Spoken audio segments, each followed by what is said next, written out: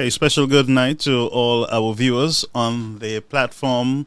You're on to Caribbean American News Media, and we're here to bring to you live coverage of our program tonight. Greetings, my friends.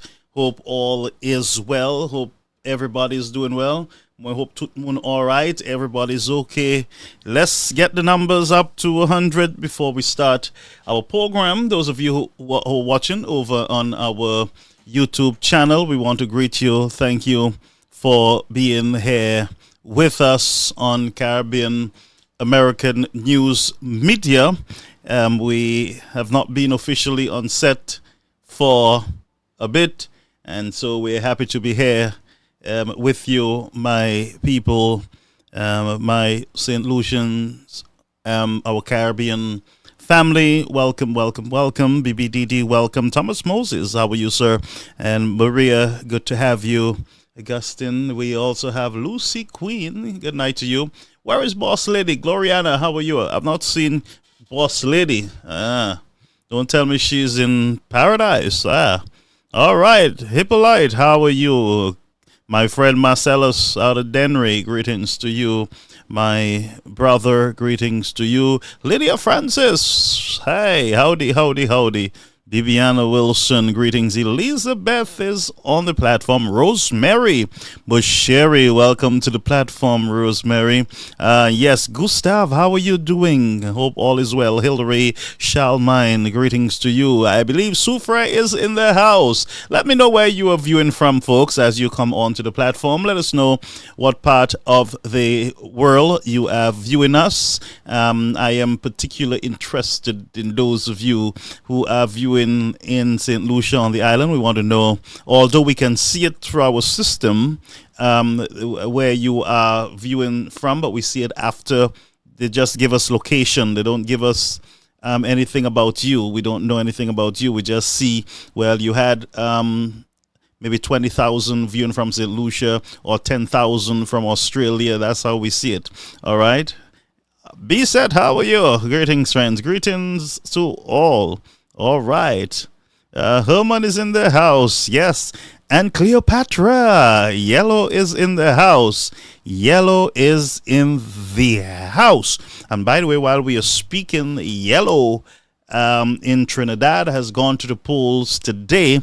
And we're keeping our eyes and fingers crossed over there in Trinidad and Tobago with their local elections. Boss lady, me boss lady mo siya, ekladi boss lady mo pala. Come on here, boss lady mo pakaila.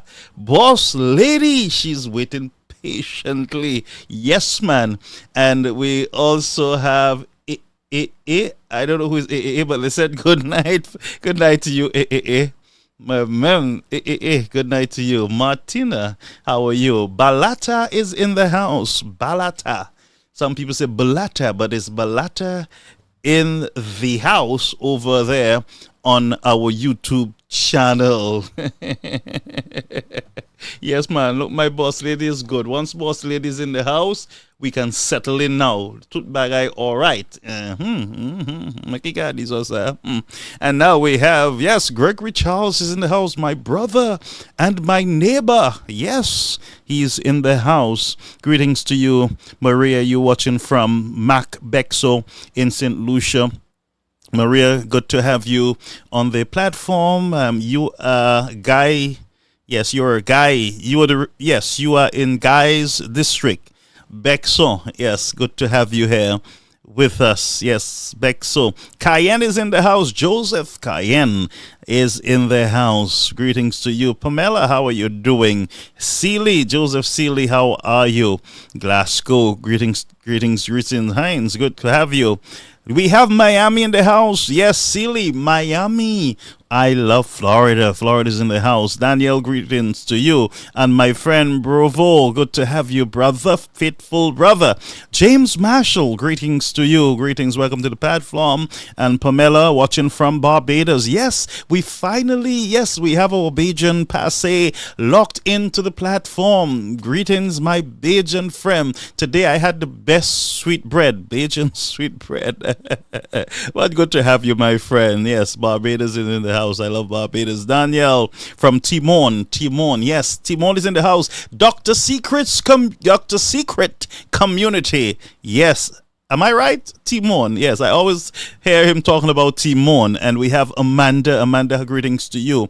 Lawrence from Toronto in the house. I've been to Toronto a number of times. Yes, good to have you in the house. We have May from St. Croix. St. Croix is in the house, folks. We are covering the entire globe. Yes, we are covering the globe. And Charles said he can't wait for smoke.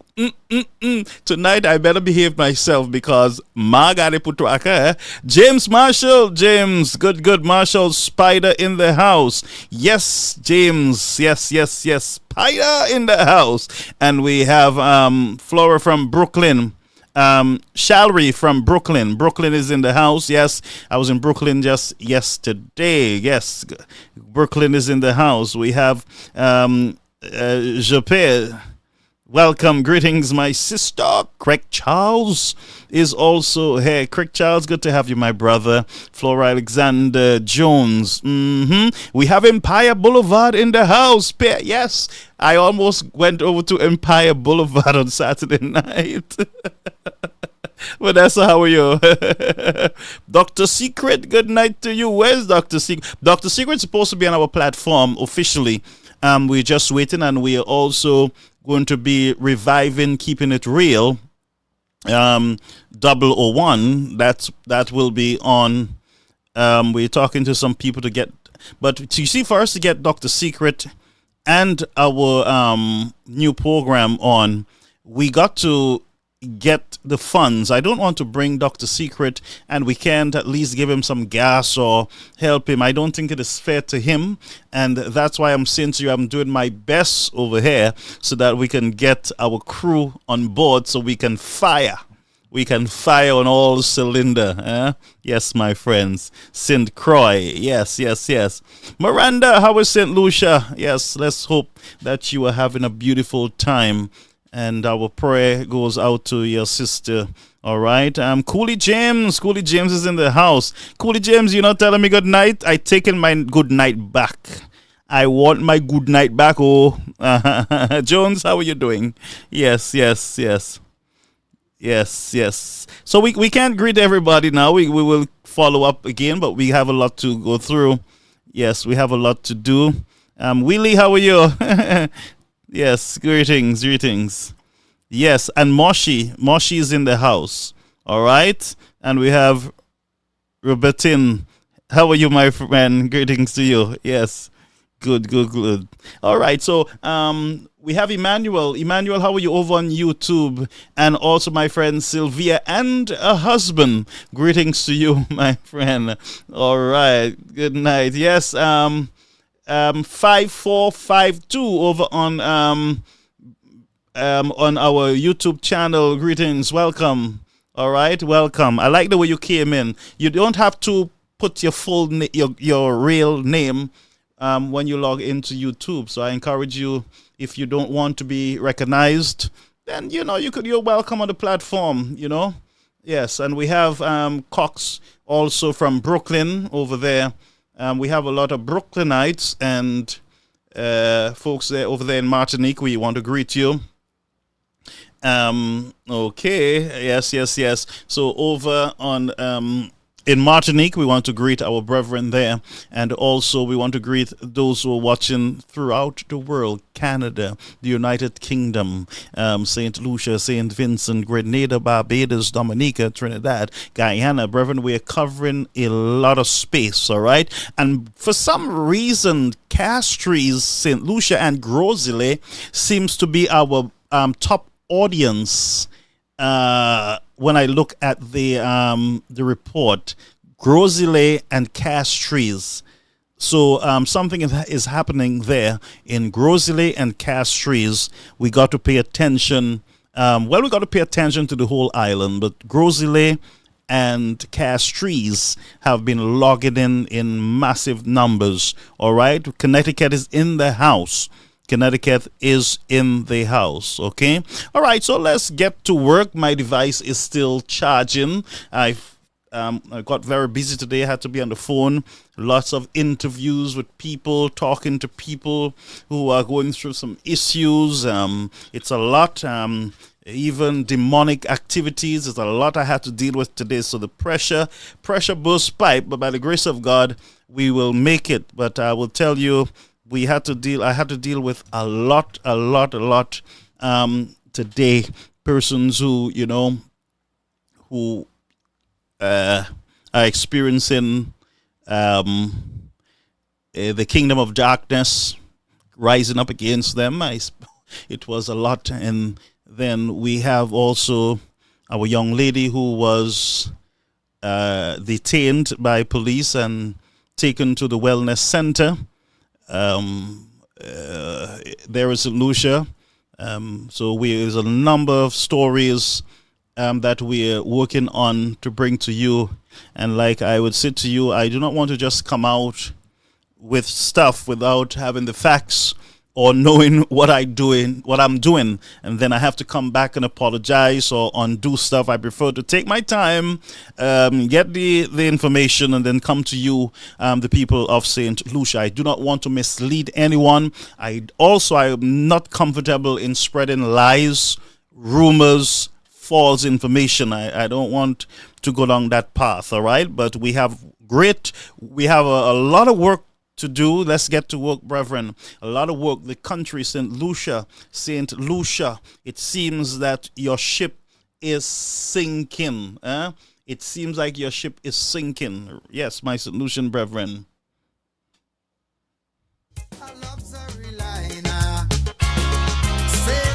Sailing the Caribbean Sea with a good old captain named Sir John. Yes, so your ship is kind of rocky right now, and so let's get to work. Let me just address something here, and I keep saying it over and over again. Some people are getting it. Some Labour Party folks, they're getting it. They're getting the message.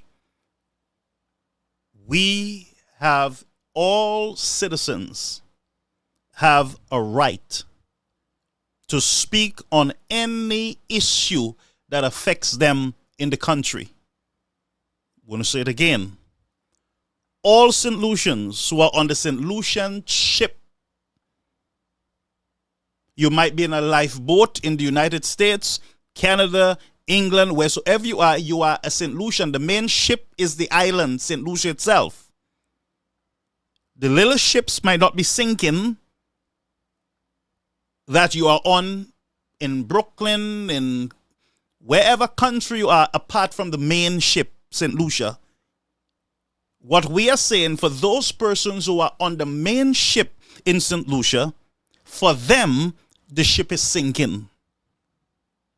For mothers who are concerned about school books, for sick relatives who are concerned about health care, for them, the ship is sinking. At the supermarket chain, for them, their ship is sinking. Now, your little boat that you're in Brooklyn or in England or Canada, your boat might not be sinking because you have extra life vests and you have all the cushions that you need with the global crisis. But for those on the main ship, there is not a lot of places that they can go. Period. For instance, for those who are in St. Lucia, I call it the main ship, by the way, that is sinking. For them, they cannot afford, they're poor families that cannot afford to go to the supermarket. They cannot afford even to go on a van to get to the supermarket. You hear me?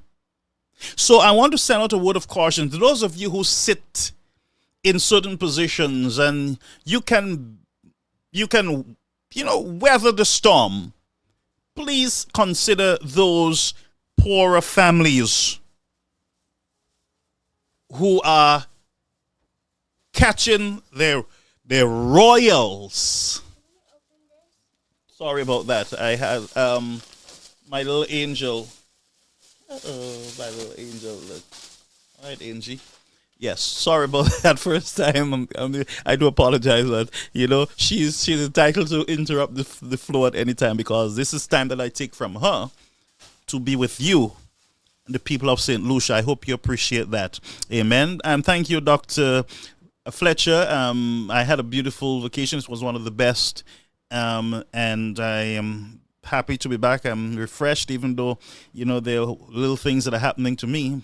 But God is in control. He is He's a perfect God, and He takes care of our problems, all right? So I am not even worried about anything around me. By the grace of God, I am all right by His grace. Thank you, Dr. Fletcher, for your concern, and thank you, my friend, Sister Laura Hippolyte. We have been praying for you. We know you have a big story to tell us with your experience at the hospital. We look forward to having you, speak to us with, I spoke about it privately to persons here in the United States. And I spoke to both Labour Party people and United Workers Party and persons who don't even know St. Lucia. I spoke to them about your situation where you almost lost your life. Your husband, who is a good man, almost, lose his wife because of an operation at a local hospital in St. Lucia, where, she was butchered and this woman almost lost her life. Or she can't even get her life back right now together. Just by going to an hospital, you will expect to go to the hospital and relax yourself because you're at the hospital and the nurses and the doctors will take care of you. But when malpractice goes without any punishment or any ramifications or whatever word you want to use, when people do malpractice and it is swept under the rug, or everybody, ouch, not me, it's not me, I don't know. And then we end up hearing our parent, our sister die, our brother die, our cousin, your mother die, just came in for a minor surgery, maybe just a little splinter in the finger you had there at the morgue, they're no more at the hospital. Then that is time for us to pause and think about healthcare in St. Lucia. Don't allow any politician to tell you we have healthcare and everything is good and we are doing this and we are doing that. Do not settle for that.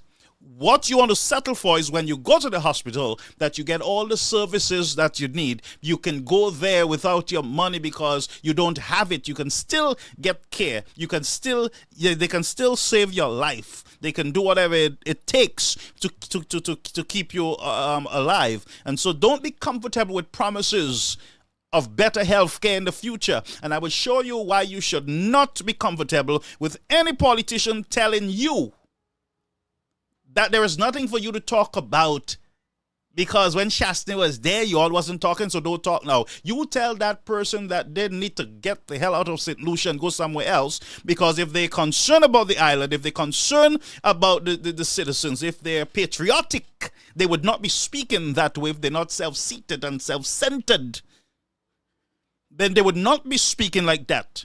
And I would warn United Workers Party viewers too, which I love you folks. Be very cautious how we deal with healthcare in the country, how we talk about it, our approach towards healthcare. It is real. It should not be a tool. It should not be a political tool for political hacks. It should not. And by the way, it should not even be a tool for those who are in the United States and in Canada and in England who can get health care when they want, how they want, whether they have insurance or not, whether they're legal or illegal. They should be treading soft. They should be careful. They should tread softly when they're discussing health care, because they are real families who are catching hell at the hospital. And there are those who cannot go there because St. Jude is saying to them, don't come. Go other places. And when you do go there, they send you to some private clinic. One of their friends, their cousins, or their jabal has a little medical facility down the road with a scan. They tell you, go down there. And everybody's comfortable. The nurses and doctors say nothing about that because somebody is benefiting. So don't settle for what they're giving you. And don't even rejoice or celebrate that they got $200 million. Because in that $200 million, you don't know where the hell anything is going. You don't know whether 100,000 is going over there or 200 is going there. You don't know because the stadium is mixed up in it, you see, so you don't know what is what. You got a date for the completion of a stadium, 2028, but you cannot get the date for completion of the St. Jude's Hospital. Can you imagine that? Prime Minister said today that the St. Jude's Hospital, they have approval for some of the buildings. Those buildings that they're working on, they have approval for them. And the other buildings, there is no approval. But there is a stadium with approval for nothing. There is no plan. There is nothing going on, not even a sketch. But he can tell you it's going to be finished by 2028. You see how they're him pecking you all, they're bamboozling your all minds, they're playing with you all. And what you all want to do is talk nonsense, go and focus on non-entity things that doesn't even make sense. That's what we discuss, waste our time. Every minute should be spent on speaking on those issues that are impacting our poor families. But let's go. I have some stuff that I want to show you. First of all, Massy. I want to send a strong message out to Massy. Just like I sent Saturday night a message out to Philip J. Pear, and I called him King Philip J. Pear, and I said, "Oh, King Philip J. Pear, your kingdom will come down." Why? Because I have looked at history, biblical history, and I saw what Nebuchadnezzar was doing and all those kings who thought they would live forever. And you hear the SLP, we're going to be in power for 20 years and 40 years. You hear them like they control the world. Like they control the world and they can decide how long Mr. Pear is going to live. And so they say to Mr. King, or King Pear, "Oh, King, live forever." And poor King wants to hear that, and he knows better. He knows better. And because of political power, they say, "Oh, yes, man, Pear, Mr. King Pear is going to be here forevermore. Amen." But I say to you that there is a God who sits high and he takes part in the affairs of man. He puts up kingdoms and he takes them down. And sometimes he put them flat down, flat at there. Yes, that's how he does it. And we conclude that whatever he does it well. All right. So let's go over. I just want to say to Massy that with all the billions of dollars or millions of dollars that you are making in profit, I will say to you as a spiritual leader and as a social activist that you, Massy, if you do not change course, you will also fall under the wrath of God. So I'm not sure how comfortable you are selling 1 chicken wing or 3 chicken wing for $13 or whatever you do. Basic food items that you know family need. You know that. You know that. So the least you can do with all your profits, not profits, your profit. With all the monies that you guys, excess that you have around the Caribbean, every day you see the need to jack up prices. You jack up prices even on local products. And that's how we know that you're ripping the people off. Because even local stuff like chocolate, you know what I'm talking about. You pong it in the mortar and you roll it, and there's nutmegs and different spices, and you make your nice little cocoa tea with it. cocoa stick. Even that, you guys are jacking up. Even local products. Even stuff, they might not be local, but they're stuff that are within the region. Comes out of Trinidad, Guyana, Jamaica. There is no supply chain issues there. But you have seen the need every day. And now I can safely say, every day you see the need to jack up the prices on the citizens of the Caribbean.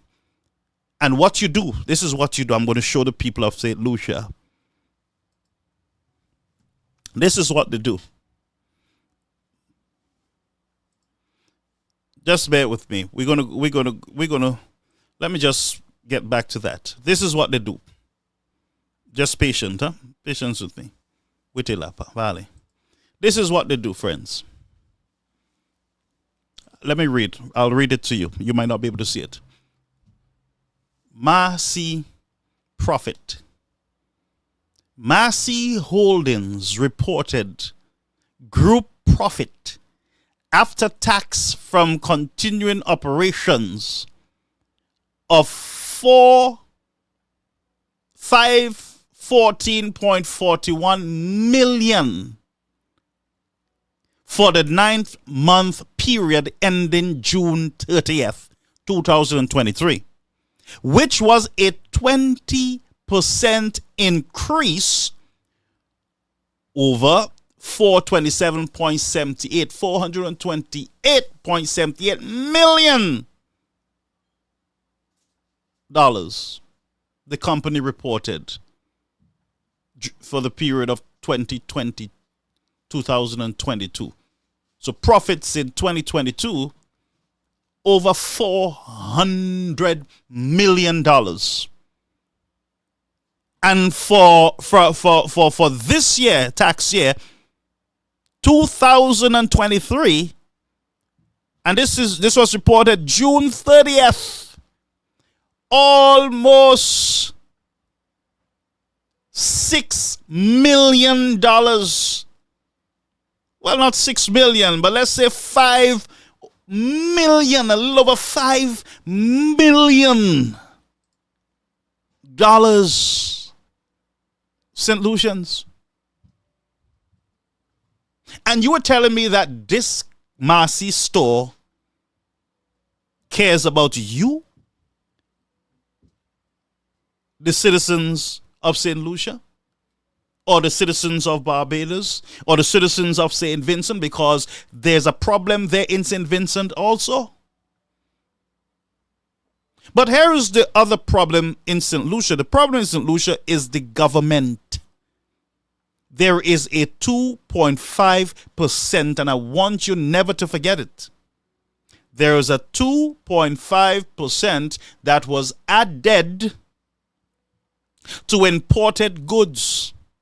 Don't let any one of them tell you that it is not on any food item.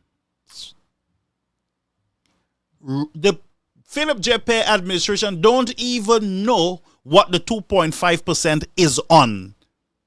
Because every other so often, if that's a word, they go to the Senate, they go to the House and make amendments. They do amendments. In other words, they change, they add, they take away.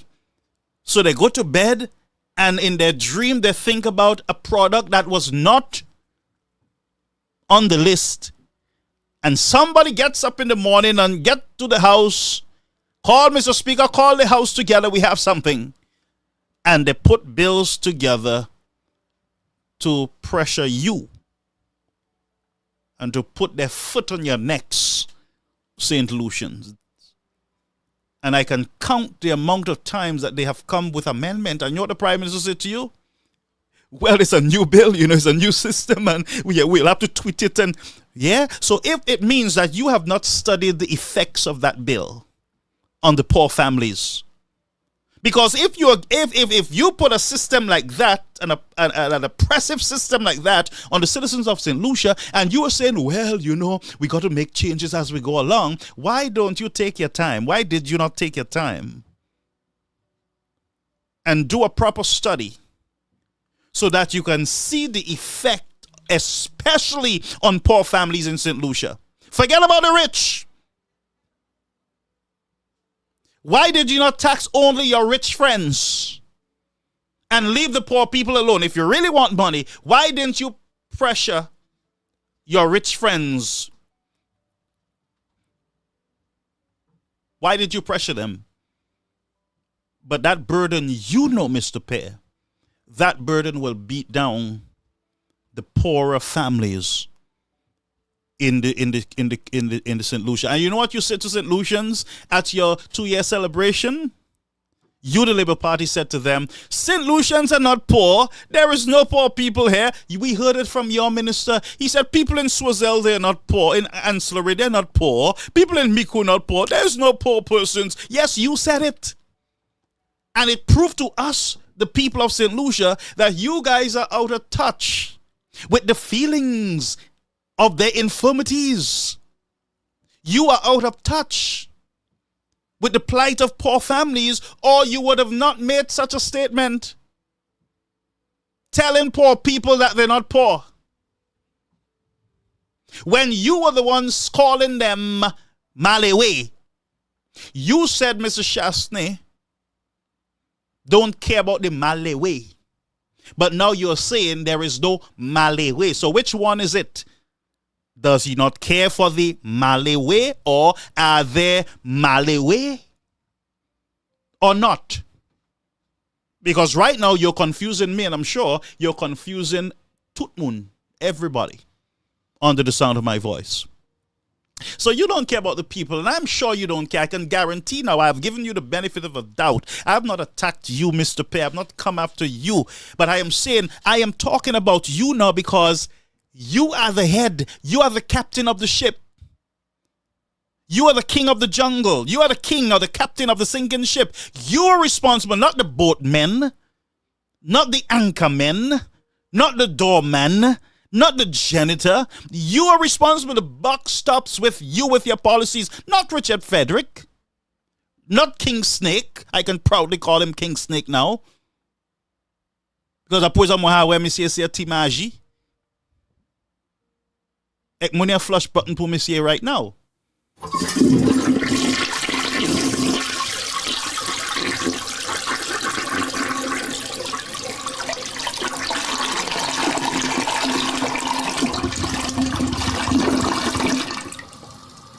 I have a call coming in. I'm going to take it. I'm not going to take calls now, but let's take this call now. Caller, you on the air, Caribbean American News Media. Yes. Good night. Yes, sir. You're on the air.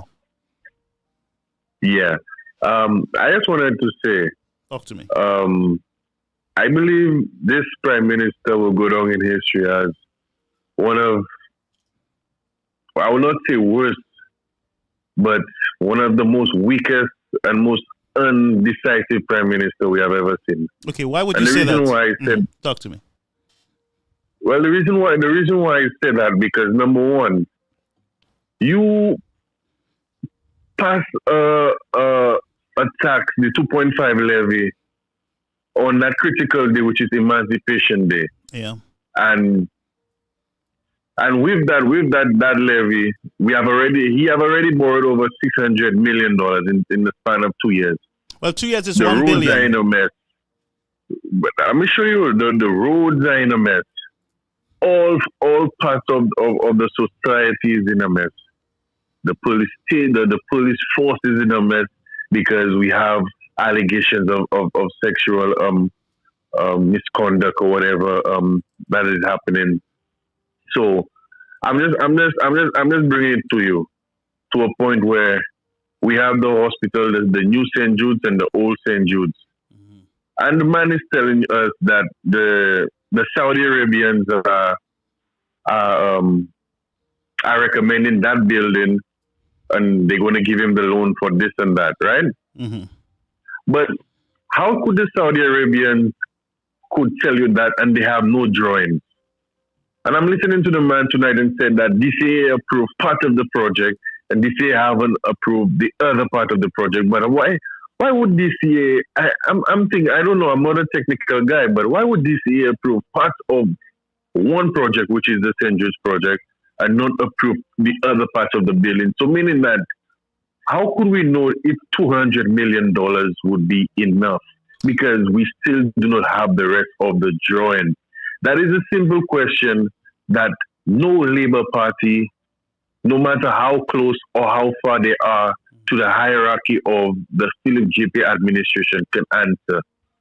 How much time will it take and how much money will it cost to do the hospital? But so how does a country like Saudi Arabia, who is dealing with hostile countries like Iran and all those different countries in the Middle East, would come in St. Lucia and watch a project that is halfway, then do not even understand it's 25 different buildings, and say yes, they agree to go ahead with that. We've not even seen any drawings. The next thing I want to put on that again, that's $200 million. That's $200 million on top of the $600 million already borrowed. Yeah. The $43 million tax levy I'm talking about there now. Yeah. The high gas prices I'm talking about now. So, as an economics, I don't really do economics, but I did it in school a very long time ago. That if you overburden a population with tax and not stimulating the economy, then you will have a massive contraction. And we are already experiencing, I can call it hyperinflation. They do not want to tell it to you. St. Lucia is experiencing inflation that is beyond the means that we can comprehend at this time. And the reason why I'm telling you that, you don't tell me bread coming from 25 cents in 2020, and by 2023, bread is at 40 cents. So now you're going to tell me you're going to take, all right, $200 million to fix the hospital and the stadium. Why in the world would you go and fix a stadium in an economy that is already bleeding, with an economy that you're already taxing it 2.5 levy on top of the 12% VAT? But you're going to go fix the stadium instead of stimulating the economy by giving relief, giving tax breaks to different companies, not just your friends, but companies, so that they can hire and train new staff and hire new staff.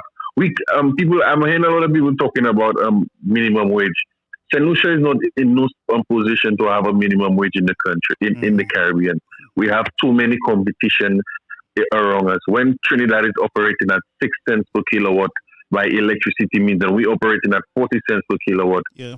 The cost of labor is cheaper to go and open a factory in Trinidad or in one of the other territories. That's so right. when you come and put, what we have to do is what Alan Shackney was doing, was training people so we can have higher paying jobs. That's right. by for example, in skilled labor, in like opening renewable energies to bring down the cost of energy. So when you bring down the cost of energy, then you bring down the cost of doing manufacturing in the country. You understand? That's right. That's what you have to do. When you take that, you say, okay, he said he's not a policeman, but he's buying many vehicles for the police force and whatnot. You're a politician, but you don't know, all right, there's a lot of crime in those communities. Let me do some after school programs. We in summertime now, let me do some summertime programs with the community centers we already have in. You understand? Because it's just like you spitting in the sky and trying not to make the spit fall back in your face. Yep. Because it will just be a continuous thing. Yeah, you're giving the police new guns, new vehicles to move around. But what are you doing in the communities to prevent the crimes from happening? How can we move the youth from the criminal elements and bring them into that by you using the community center as a pillar, and to push community programs, for example, back to school programs, whatever educational programs, the church programs, there's all different programs you can push within the communities, the boroughs of the communities. Like, for example, in Viewford, where there's still, you remember the government, the Minister of National Security, the Prime Minister, put into law that police have extraditional powers in That's right. Beaufort or In wherever, Beaufort. right? Yes, yes. Yes. And we haven't heard when this will be lifted on the people of Beaufort as yet, eh? No, we have not So- heard. Yes. Okay. Mhm. So, and that is not a state of emergency. Now, that is something we have to look at very serious. So, we have all those different measures for the police, but what are the measures for the people? So, what I'm just saying in a nutshell is that we do not need to fix up when you remove those people from the old stadium, I believe you just should just mash up that stadium, open the grounds for something new, because we already have a stadium now in Beaufort. What we have to do is stimulate the economy, fix up the roads with that $200 million. Because remember, $200 million is nothing right now because of inflation, you know. That's right. That's So right. if $200 million if in 2020 $2 million was buying 10 cars, in 2023 $200 million will buy 3 cars, because the price of everything has raised. That's right. So when people are laughing and retorting and saying $200 million, yes, but with inflation, that $200 million is nothing. So you have to use that $200 million with caution, and you can invest that $200 million in the right way by investing in the people. But Philip J.P. wouldn't do it, because Philip J.P. has proved time and time again that his economics, his youth economy, everything he stands for is failing on all different fronts. So that's why I believe that party, maybe by 3 years to come, they will have a new prime minister. But you agree with Because me? the man is setting up himself for this disaster. Yeah, but you agree with me, caller, that St. Lucia needs more factory, as you said. We need to stimulate the economy, and you can stimulate it by having the people working, by putting the people to work. You know, the more people you Now, have I working will in the tell you- country. Go ahead. That's it. That's what Alan Shastney was doing at a point in time. Alan Shastney said, "Look, man, when he came into office, that's why he was a brilliant man for me. He's one of in history. He will go down as the greatest minds in the Caribbean. Wow. Alright. Are you in St. Lucia? Next to Burnham." Yeah, I'm saying in St. Lucia, next to Burnham and all those guys, right? Yeah. But let me tell you why. The man said, "Look, man, we signed some economic treaties with all the OECS countries and CARICOM, right? All those guys are just pumping in all their shooters, they pang in from Barbados, That's right. they boom, they cheese sticks, they this, they that from all those, because they corn cheap to curls. produce in those countries. Even the cheese The curls, corn, all those, cheese curls that the prime minister likes. Yeah. you understand? Yeah. So what I'm saying is that the prime minister was doing a thing where we have to re-sign those deals. We have to relook those deals and make those deals beneficial to St. Lucian. So that is why he was taking the initiative in renewable energy. And if we can mitigate the shockwaves we just get from fossil fuel. Yep. And nowadays I'm not even hearing from Jamari when he was complaining about gas in Alan Shastney's Well, time. he's raking it in now. So what is he going to say? But that's the double standards for you. That is what. Yeah. That is why we are supposed to have, for example, I heard Timothy said it to the Freedom Act, where information is being brought to the public when you're signing deals and all those different aspects.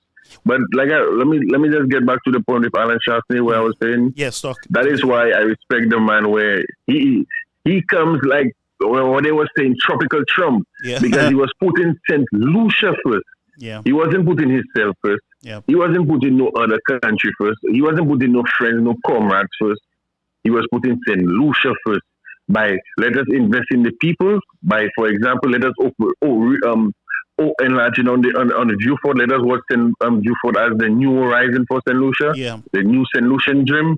All right. Let us open Beaufort, where we have the hospital, the airport, open our roads, and all those different aspects. I'm anything talking about it is for the Millennium Highway. It is the contractor's fault and this and that.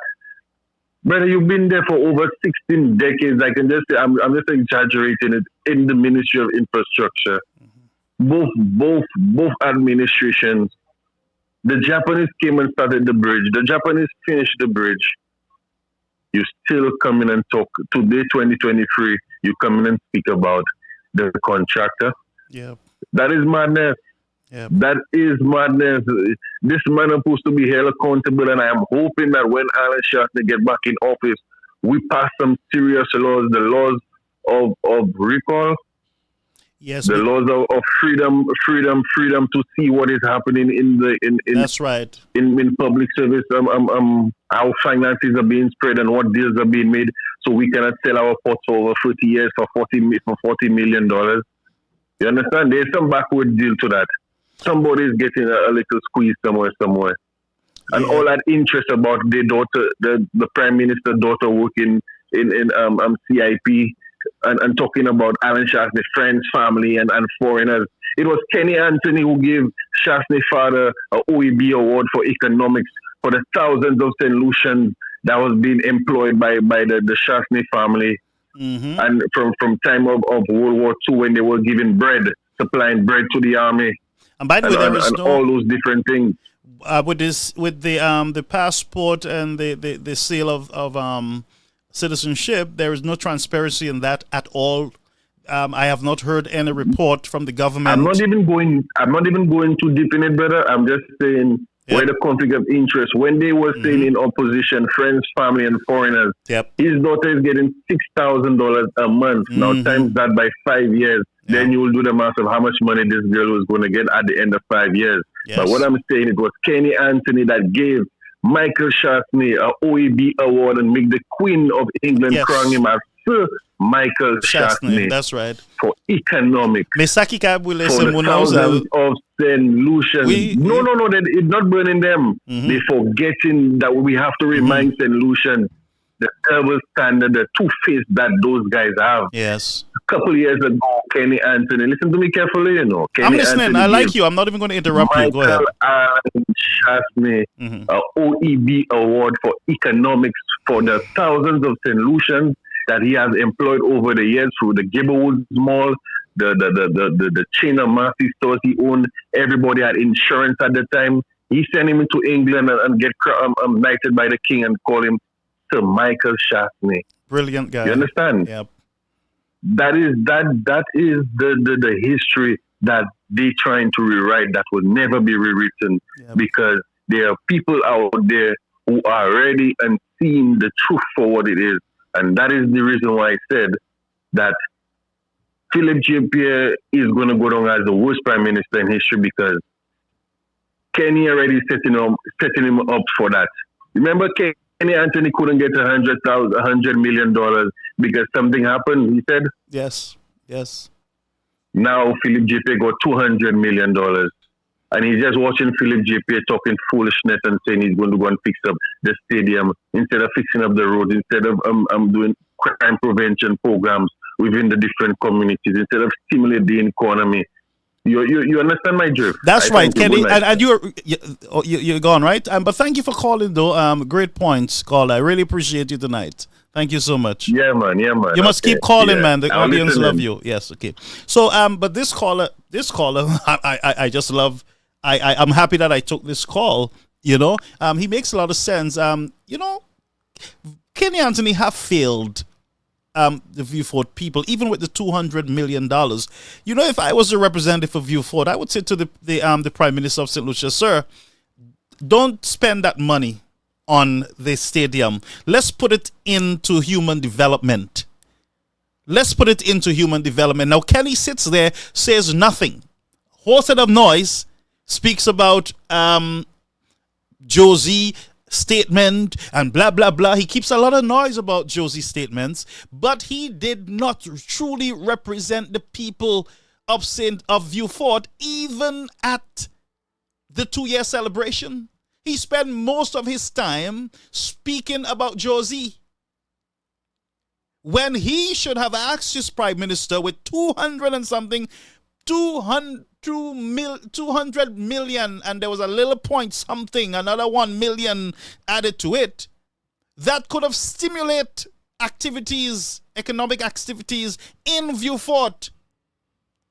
It could have lifted a lot of View Fortians out of poverty. It could have given them homes, better sports. There's an area there where the kids are playing football and a little piece of thing there, those little children hanging out there. Parks for the children. Relocate some of those people in some of those areas there. Remove some of those towns where they are so that you can build, you can have industry, factories and production plant so that you can provide employment to your people in Vieux Fort. But nothing so. You know what they want to do? Fix an old stadium that you will use once in a while. It's not an emergency now. But they will pump that amount of money. You had the Saudis in Vieux Fort. Where was Mr. Anthony to take the Saudi guy into the Mang, into to Bruceville and down to all those little holes down there and show them the condition of the people that the people are living in? And try to break their heart if the Saudis really love people and want to help developing countries. Why don't you help developing countries by developing the human resource? Why? And if you really love people, Mr. Sudi and Mr. SLP, why would you encourage the Sudi to put $200 million in the old hospital when you got to sit to them fellas, finish that big one for us? We go figure out, we'll take the scrums from the big one and we'll try to make our way. We'll try to put little patches on these little ones so we can use them for other things. If you're really interested in the development of the people of Soufrière, why did you not do that? Would it not be the best thing to do? I'm not an expert. And I sit right here by this desk. And I came up with that idea. It might be foolish to you all hacks. But it makes a lot of sense. You see. Because what St. Lucia needs right now is industry. Factories. Factories is what's going to take St. Lucia out of where it is. The mangoes that we have wasting everywhere and the fruits. It will encourage farmers to plant more fruits because the factories would have high demand for those fruits. Our oil factory, a copra factory where farmers would have a little place to go when they want a quick money. They can just get some coconuts, put it on their roof and take it in sacks to the factory and make a little $300-400 to feed their families. That's how you stimulate the economy, by stimulating the poor families in the country. They will spend, they will buy when they have the money. So you don't want what you guys trying to do is this triple down type thing that have never worked. We see on the world stage when you give big businesses breaks, financial breaks and more money and tax break, they hold on to it. And not only that they hold on to it, they're still pushing out their hand to rob the poor families. So you give big business tax break in St. Lucia. You give them all kind of concessions and benefits from the hotel to the supermarkets. And what they do? They hold that money under their bosom. Because in accounting, I am sure there's a principle that says once you get that money in your hand, give them hell to get it out. That's why some business tell you no refund. Once they take that money from you, is no refund. Don't you understand that? It is best to stimulate St. Lucia from the bottom up. You put that money you give the opportunity to poor families who are willing to work hard and sweat. Families who are not comfortable with handout and little step program. The St. Lucia government, SLP government is a step program government. A zombie government, really. A zombie government and a step government. Temporary government, that's what they are. And they act, by the way, like a temporary government. That's what they do. And we are the smart fellas in St. Lucia, politicians and young minds. These young people need to get involved too in the discussion. You have ideas too to develop your country. They give the youth economy, hoping that the youth economy will save St. Lucia. It ain't going to save St. Lucia. To save St. Lucia, all boats must rise with the tide. Not some. Just like you cannot just give 80-year-old free medical care when majority of your people are not 80 and demand health care and need health care. Many of them are in urgent need at the age of 30, 40, and 50, need urgent medical care. So all boats are not rising with the tide in St. Lucia. Anyway, Let me show you something here. We're going to take your calls. Reverend, I'm with you for a while. There's a rise in COVID in St. Lucia, period. And I'm alerting you, St. Lucians. There's a rise of COVID in your country. And one of my sources, my contacts, saw Mr. Kenson with a mask on his face at his office. What are they not telling us? And my question here is the respiratory hospital closed? Are there people at St. Jude's and at the other hospital, the OKEU hospital, are there people there with COVID-19 breathing and sharing COVID with others? Huh? Is there? Let me show you something courtesy the St. Lucia Labour Party. And I'm going to go back to the COVID-19 response. Made some very damning allegations against the government for its handling of St. Lucia's response to the new coronavirus. The SLP's spokesman on health, Moses John Baptist, alleges that the... Now, this is 3 years ago. This is while the United Workers' Party were in office and COVID-19 was on the increase. Here is the SLP government in opposition. Now the government of St. Lucia, COVID is rising. They ain't saying nothing, but hear them. And I will remind the hypocrites. I will remind them of their hypocrisy. And we're on to them. Go ahead. The government has been slow and negligent in its responsibility to protect the nation in light of the coronavirus outbreak. Is there any truth to speculation that Chinese nationals, some of whom are connected to the DSH project, were allowed to land in St. Lucia deliberately before the announcement of restrictions by the... So, here is the SLP playing their regular games.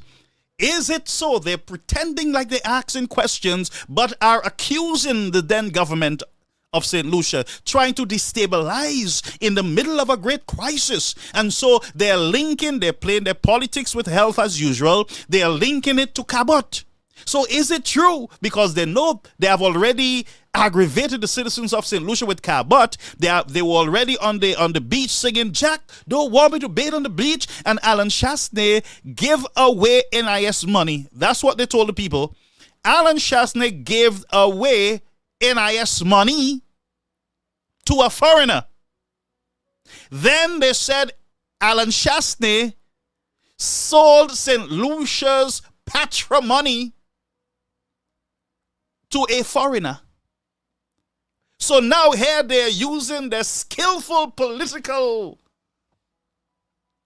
skills to bamboozle the citizens of St. Lucia, because remember at that time they were dripping in lust for government.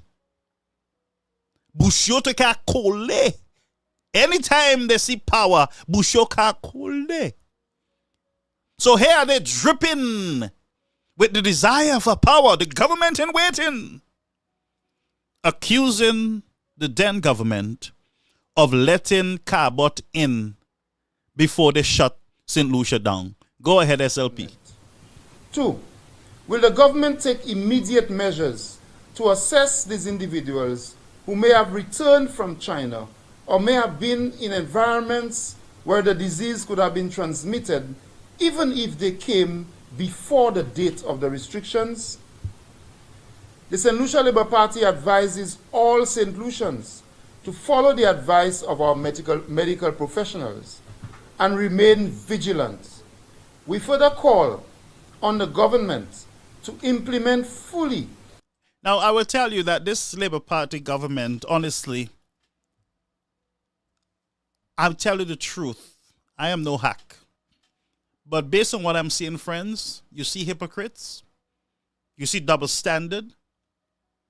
You see rules for one and not rules for the other. Madida betisa. Madida majisa PS. Uchekli. Because right now there's a increase of coronavirus. Musa ain't saying nothing to the people of St. Lucia. Zero. But his government ministers are using masks and they're protecting themselves, but the St. Lucian people cannot protect themselves. So now, under Mr. Chastney, you had the CMO who were given, who they stood behind the Alan Chastney administration, stayed behind the professionals and allow Miss Bell, what's her name, Belma, the CEO or CMO, allow her to go ahead and address the people of St. Lucia daily. When the SLP came in, Yodubutsa. Yodubut's communication net, Muntika more, people were still dying when they stopped her. People have died of corona recently. Doctors were infected with corona in St. Lucia and nothing here. But in opposition, they have all the answers. Tell us, is there an increase in corona on the island? Is there Chinese nationals in St. Lucia with COVID? We want to know. And why are there white people walking on our roads in St. Lucia and our black people cannot go out in their own country? Oh, you're a slave master. Oh, Mr. Chastney is the devil, a white devil. Brethren, there is no white devil. There is no black devil. But the SLP will make you believe that Chastney was a white devil. But let's listen to them. Let's listen to them. On this deadly coronavirus outbreak. The chief medical officer disclosed on Tuesday that 4 persons are currently in quarantine but have so far presented no signs or symptoms of infection by the new coronavirus. The opposition alleges that Chinese nationals involved in the upcoming Royal Turf Club horse race have been allowed to enter St. Lucia ahead of Tuesday's ban and are roaming freely. Did the government of St. Lucia deliberately delay the announcement? Deliberately to allow their friends who are connected to a proposed horse race in St. Lucia to be in St. Lucia? And are these people in St. Lucia? Where did they travel from? Where do they live? Are they at their homes? Are they liming around Grosile? Are they going to the rest? Now, imagine the opposition leader is standing behind Musa while Musa is asking. Somebody said to me, there's no stupid question. Well, I would not say that because Musa is asking a stupid question. A dotish question, according to the Vinci. A dotish question, because all Musa had to do at that time was turn around, look at the opposition leader, who, by the way, looks very young there. The man have aged just in 2 years in office. The man have aged so badly. I don't know who's stressing him out in government. Whoever is stressing my prime minister out, do it betiza. Anybody who is stressing my prime minister out, do it, sir.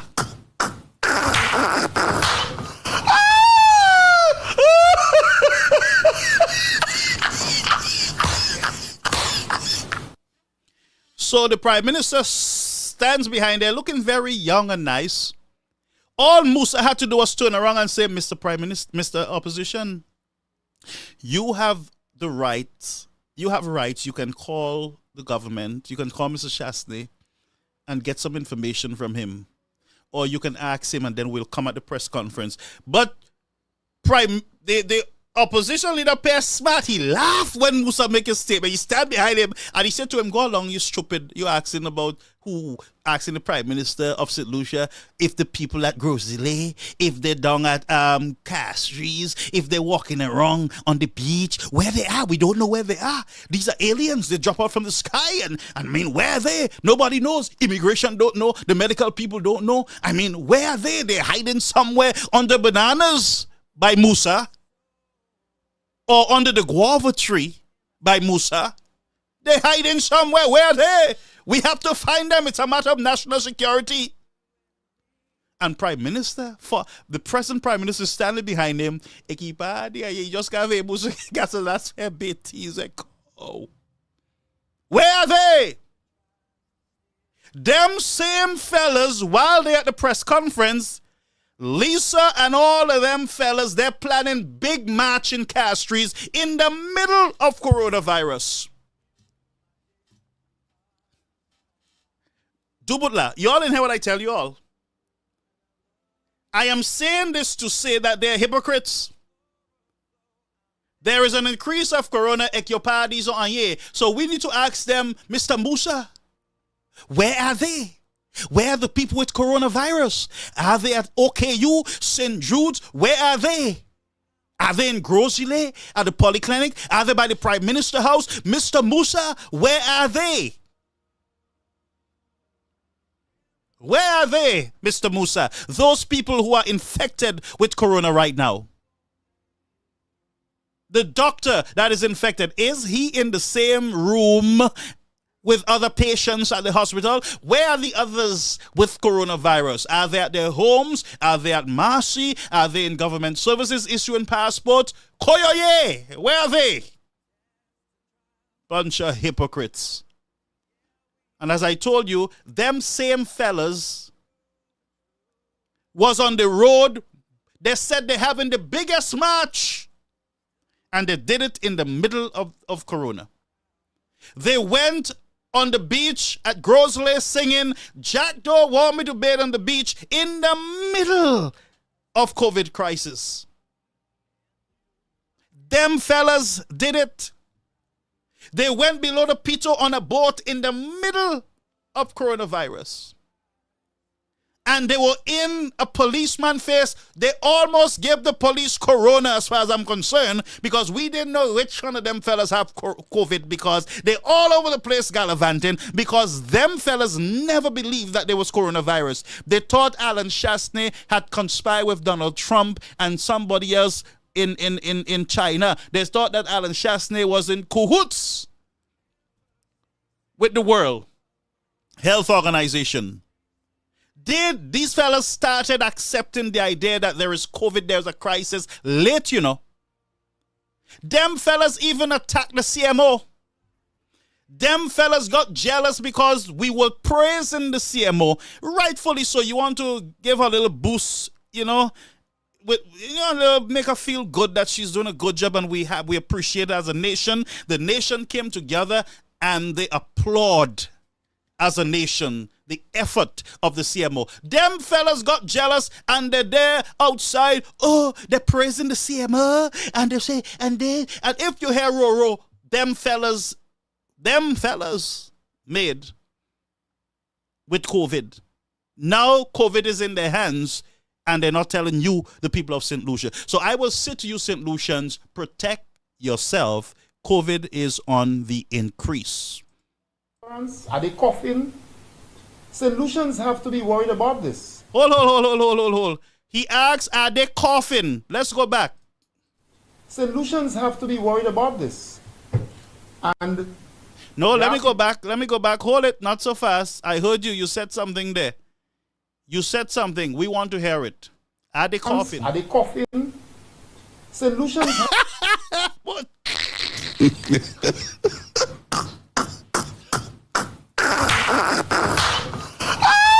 No, Gavi Jai Pekawi. Gabusa kwa doctor. Gabusa Musa la kwa doctor. Gavi Jai Pekawi gasa sa cafe bola gasa boy what? Musa so serious. Musa say, are they coughing?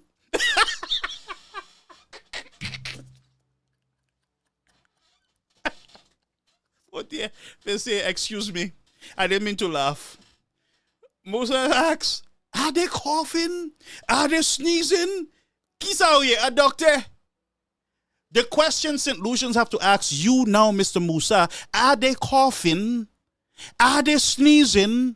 Where are they now? Is there corona in St. Lucia as we speak? Nou vle sav. Nou nipu sav. Ou nipu dino. Are they sneezing? Are they coughing? Koyoye, where are they?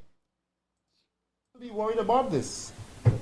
And There are people who have said that they saw the Chinese nationals entering St. Lucia. The leader of the opposition called on St. Lucians to take personal responsibility for their health and well-being, particularly in light of this looming pandemic. We must all take personal responsibility for our own health, for our own fitness. If you notice, I have taken personal responsibility for mine. I've changed my diet and I've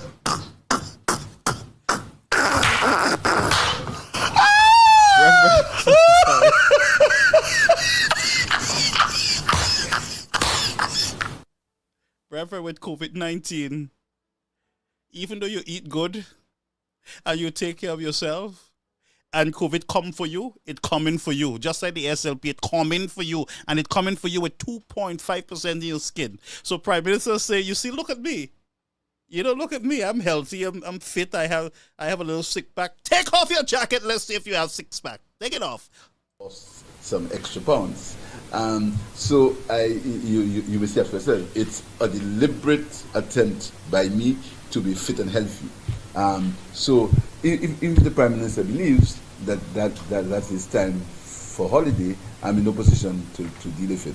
But I want to emphasize that you must take personal responsibility for our health, for our fitness, for our diet, etc. And speaking about that, in light of the virus that is running now, I want to urge St. Lucians to listen to the directives from the medical professionals. Anyway, let's not talk about them anymore, because him, while he's telling the people to listen to the professionals, he's beating down the professionals.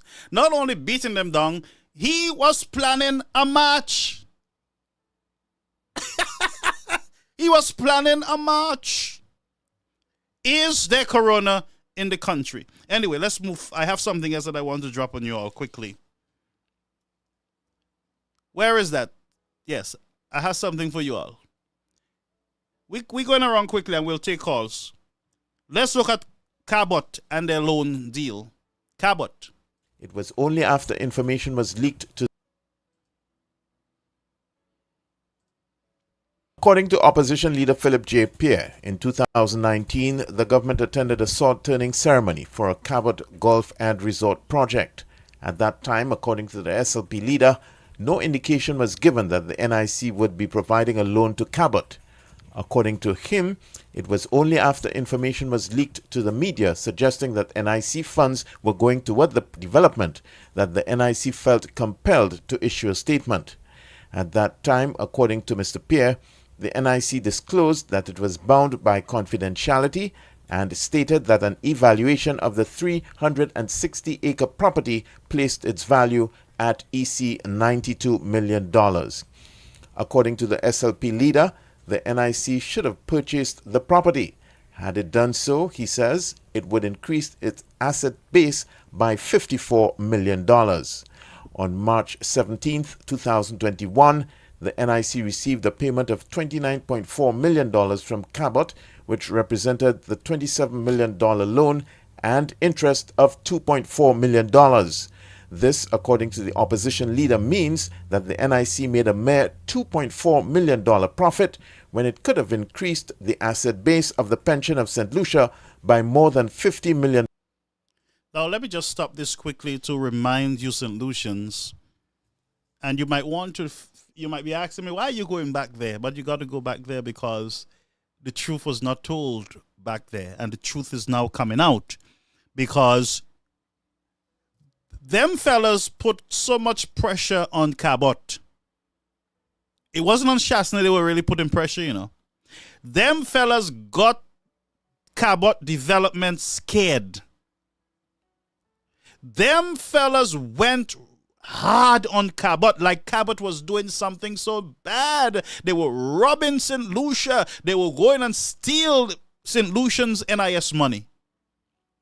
And the poor NIS contributors who don't know a lot sits there saying, Bodye, kono kai hen la, Cabot vole tout la nou, chasne bay Cabot tout se la nou, kon, sino maladek bay kon, kouman yen nou kai hen la jan nou, tout la jan nou, Cabot point. Cabot took all our money. You know how you guys say it. All our money. And so the SLP put a lot. They went on a campaign against Cabot really development. Cabot is a reputable organization. Cabot realizing, look, we do not want this bad press. We are just going to pay off this loan. And you realize what they did? They didn't hand back the land to the original owner, which was not the government of St. Lucia or the NIS. It was the Scotiabank's property. NIS did not give back the property and said to Scotiabank, you know what? The government of the opposition in St. Lucia, they are turning the people against us. We don't want this kind of press. We have never had this thing happening to us before. We have never seen such a thing before. We want to give you back your land. Period. No. The problem was not between the land and Scotiabank or Cabot, Scotiabank, and the people of St. Lucia. The problem was that the opposition leader used the ignorance of some of the people and started using certain code words.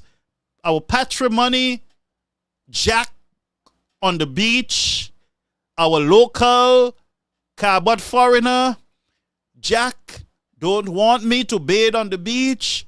They're taking our lands. Cabot is a leech. They come in here and they're taking our money. They're taking our land. These white people taking off everything. And poor Marjorie is a black woman. She's been there for so long. And so look, Shasne going to move her, take away everything from this poor woman. And so Philip J. Perry said, well, we came here to stand in solidarity with our St. Lucian sister, and we want to send a strong message that St. Lucia is not for sale, and blah, blah, blah, blah, blah. A horse and a barber, black sheep. Only for Cabot to say, you see this Massy? We paying off you fellas your money. This is our land. This is our property. And we're going to give you, at your loss, you, the people of St. Lucia, will lose out on the opportunity to make millions of dollars on this loan deal. Because the NIS supposed to, one of their mandates is to invest excess monies so that they can, turn it around. Look, NIS have money on the stock market in New York with the white people. The SLP not singing Jack don't want me to bathe on the beach at Wall Street in Manhattan. The NIS invests your money in the stock market right there in Manhattan. Why Anson and all these SLP in Brooklyn don't take the train down to Manhattan and go and protest outside Wall Street and say to Wall Street, give us back our money? Why don't you do that if you're so concerned about patrimony and money and money and money? Go down to Wall Street and protest. No, you didn't do that. You went on a pressure campaign against Cabot, and guess what? Cabot paid off the loan and St. Lucians lose out. They only made $2.4 million on a deal where they should have made millions more. Why? Because of the St. Lucia Labour Party. I am blaming the St. Lucia Labour Party for the NIS losing on one of their best investment, one of the best or bestest investment in the history of the NIS. The best, because the loan was secured, was protected with assets that was way over whatever they would have lost. In other words, NIS had nothing to lose. Zero, nothing at all. But here, the hypocrite coming to tell you, they said, look at that, they could have made more money, but they lose money. They lose money. Dollars had it simply purchased the property. The notion that we should be celebrating the early repayment of the NIC loan is plain foolishness and a cheap political trick. The government instead should have given opportunities to St. Lucians living here and abroad to benefit from the land of their birth. So wait, so how St. Lucians was going to benefit from the land of their birth? How? the land of their booth. How? What are they going to do? Go and hold up Scotiabank in a heist? How St. Lucians are going to get the land? How the government of St. Lucia is going to go to a private entity, hold them up to with a gun, and tell them to give St. Lucians the option to buy the land? Does this make sense to you, St. Lucians? Brethren, this sounds like Cabot to me right now. By the way, Cabot is very healthy for your lettuce and your vegetables. So I take that back. Cacacochon. How in the world are you saying to the government of St. Lucia that they can go to a private company, Scotiabank, and force Scotiabank to sell the land to St. Lucians? Now, who are the St. Lucians? Are the St. Lucians from the SLP government? Who are the St. Lucians that would have buy the property right there in Grosley? Who? Which one? Who came forward and tell Scotiabank they wanted to buy it? Pusada Fashek Shasne. So y'all wanted Shasne to put in a little word at Scotiabank for y'all to get the land? Speak, say what you all want to say. What is it? What is the truth? But let's listen to the story. Of pristine property in St. Lucia. The NIC could have easily created an opportunity for the development of the land and could have potentially made close to $200 million in land sales alone. On the other hand, according to Mr. Pierre, by collecting just deposits for the first phase of its development, the Cabot developer has allegedly raised $135 million in sales.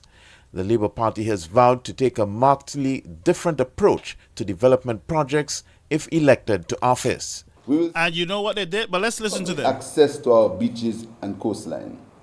And we will protect our institutions like the NIC from Prime Minister. So wait, he's going to protect the NIC from... Oh.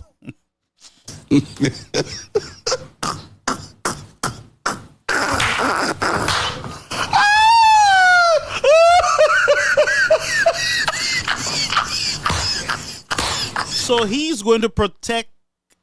Wait till I do what let me say. He's going to protect NIS from prime ministers. That's what he said, you know. But where was the SLP when the NIS invested in that building in Castries and it was a bad investment? It was the worst investment under the SLP. The NIS was not scheduled to lose any money. There was no risk with the lands up there that Cabot bought. No risk at all. But the SLP, under their administration, the NIS invested in that building right there in Castries. You know what building I'm talking about. And they lose.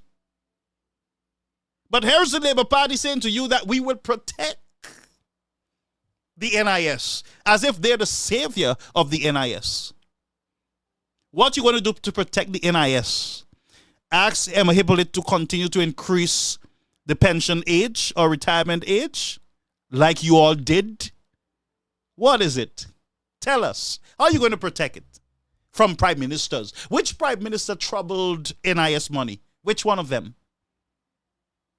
And tell us so that we can arrest the prime minister who did it. We can arrest the director of NIS. We can arrest the financial people. So it's not only the prime minister that's going to be arrested, you know. You're talking about corruption on the highest level when you make such statements, you know. And you are messing with the integrity of the managing directors and workers at the NIS. You're saying that they're stupid, they're easily moved and swayed by politicians. You're calling them an idiot. So you're coming to protect them and to make them more wise that they should not give Cabot any more money in loans. How stupid this sounds. Huh? So I'm going to ask Mr. Prime Minister, you said you're going to protect the assets of St. Lucia. But you, Mr. Prime Minister, have just leased, sold Port Castries and Soufrière for $40 million. And does that make sense, Mr. Prime Minister? You said that you're going to protect the assets of St. Lucia. But you went into a deal that only you and your cabals and jabals know about, not the St. Lucian people. You have sold our port because we have no access to that port. None of us who are living here, talking here, breathing here right now will ever see the St. Lucia government taking that port of St. Lucia, Castries and Soufrière, into their possession again. It's gone. You know what 40 years is? Do you know what 40 years is for somebody to be in charge of your port? Do you know for 40 years, if that clause have not been changed, that we will not be able to touch Vieux Fort at any time? Do you know that? So let me ask you, is it only going to be the cruise ship port that these guys are going to manage? What are they going to manage? What are they going to manage in Soufrière? Our cruise ship docking system? Castries only the cruise ship?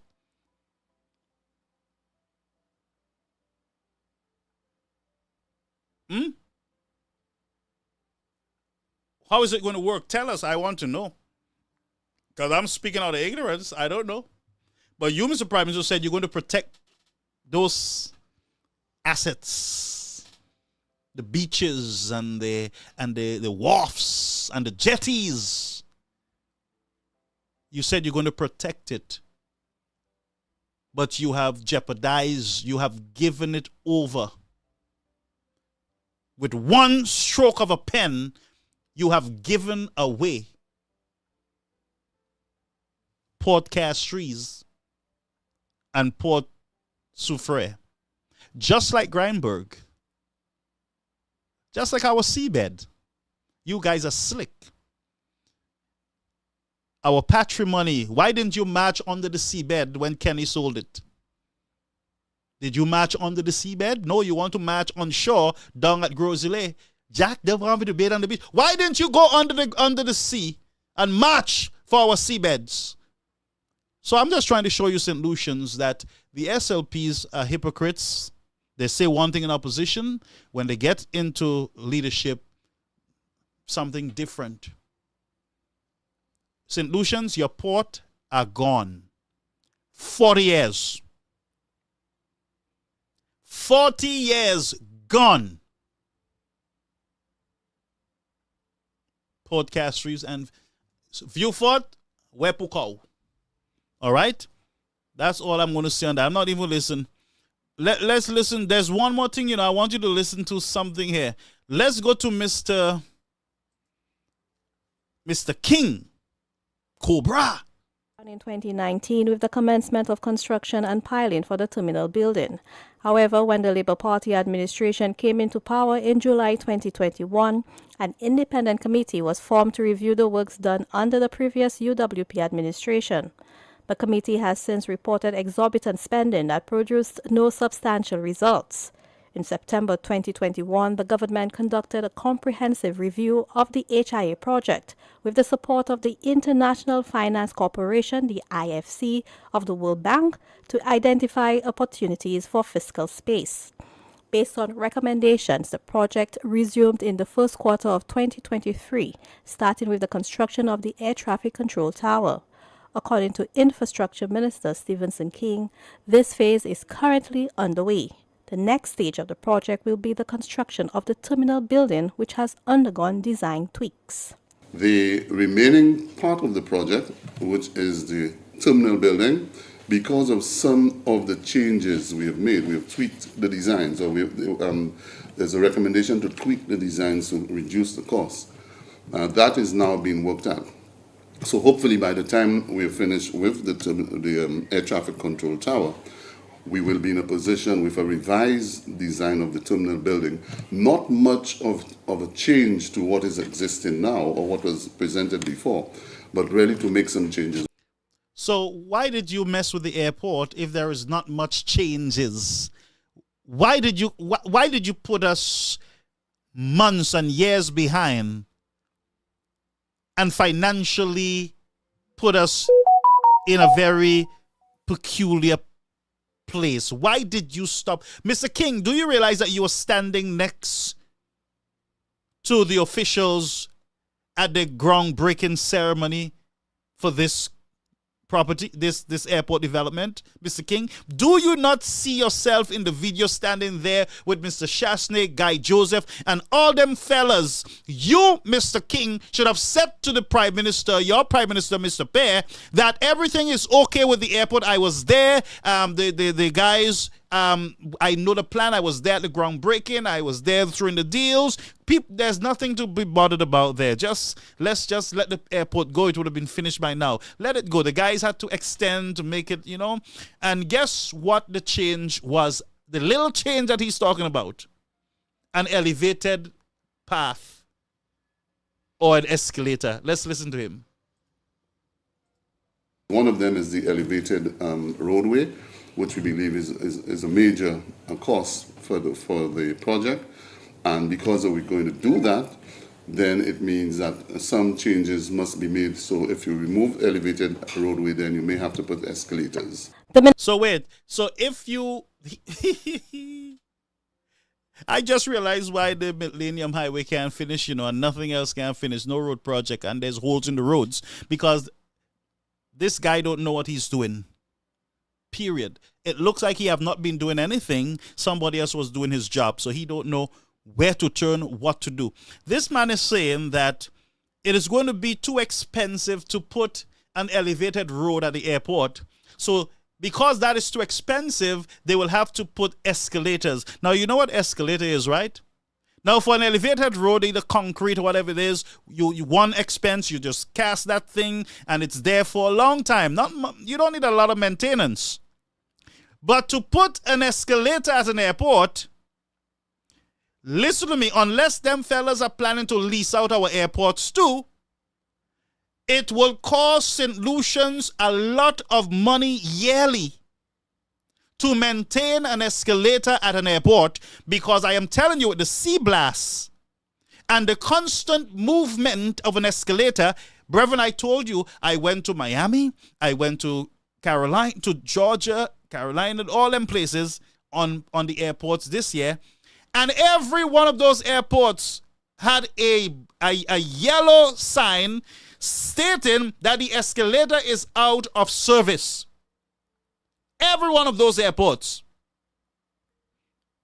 You know what happened? You must have a technical person to deal at the airport. So you have to employ some engineer technician. You got to employ him and pay him well to take care of those escalators. Plus, you have electricity. So how in the world would you tell me to cast an elevated road to the airport is too expensive, and to put an escalator, it will be a better option? For me, I'm not an engineer, but for me, I have a brain, and I'm using my brain. I have a right to talk. Huh? I have a right to talk, ain't it? For me, I am saying to you, it does not make sense what Mr. Pear said to us, with what King said to us about elevated road is too expensive, and they will have to think about escalator. Escalator is an ongoing expense. An escalator is not a one-time expense. Maintenance, electricity. Electricity is already high in St. Lucia. So you will pay out of your nose with an escalator.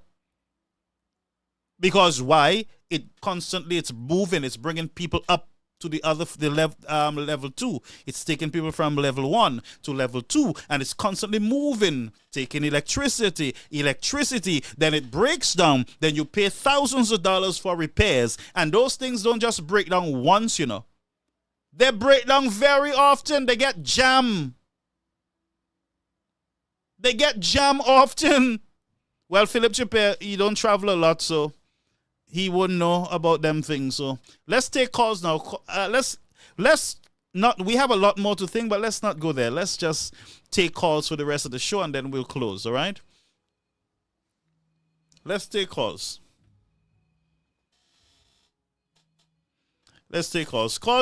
Okay, I had a call coming in earlier, but our line is open. It's open for people. Let's call. I see some missed calls here. So you can call back. Yes. Caller, you on the air. Caribbean American News Media, you are live. Good night, Brother Garfield, and good night, everyone in the forum. I hope everybody is doing good. Yes. And staying away from the high spread of COVID in St. Lucia. Brother Garfield, yes. We and St. Lucia, we have reached the point of no return. Okay? Our ports have been sold. Our ports are our biggest money generators for St. Lucia. May I repeat that in a different way? St. Lucia collects the most money from the ports to run our country and do other bits and pieces. Yeah. When a government sells the ports, Brother Garfield, 40 years for $42 million, that is Port Castries and Port Soufrière. These are two ports. When you do the calculations, Brother Garfield, do you know that we have sold one port, for $600,000? Sorry, I'm laughing because $600,000 a year, about, or $500,000 a year. But the port because was not the in any two debt. ports would be.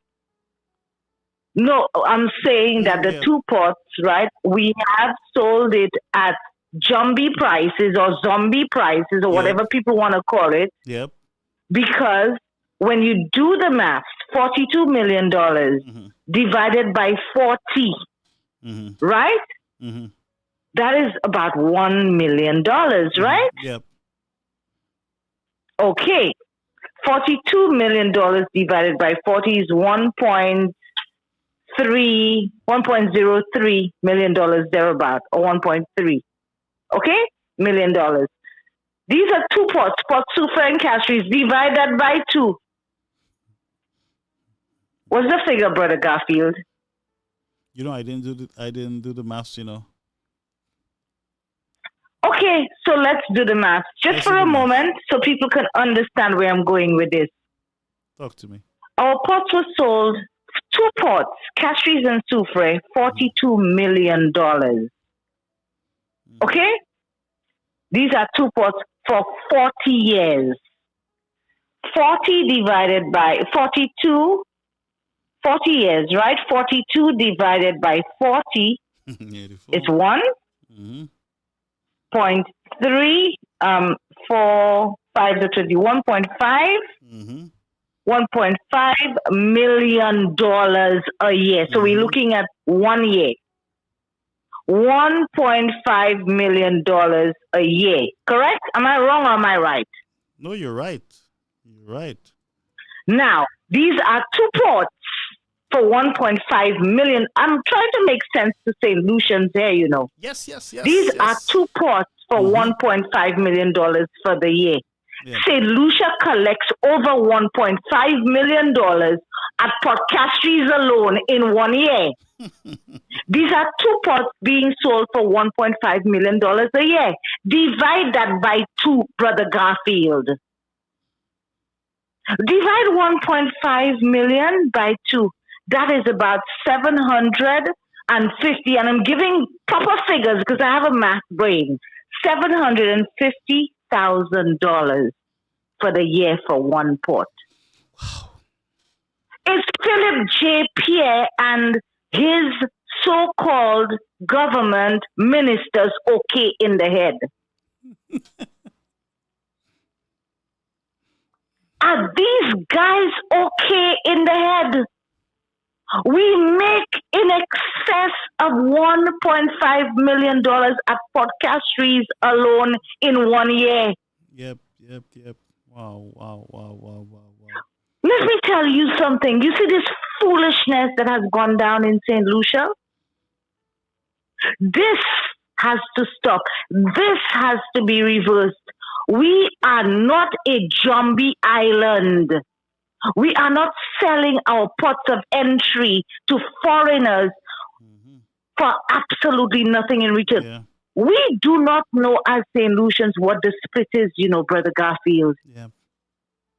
So how much money stays in St. Lucia?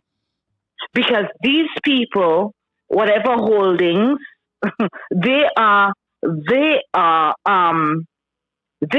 managing the entire port and everything having to do with the ports, right? Jesus, yeah. They are collecting the monies from the port. What what percentage of that money does St. Lucia get on a monthly basis? We do not know, St. Lucians. We do not know. And tell me if that is not madness. Further to that, because I have to let other people call, so I'm not going to be forever.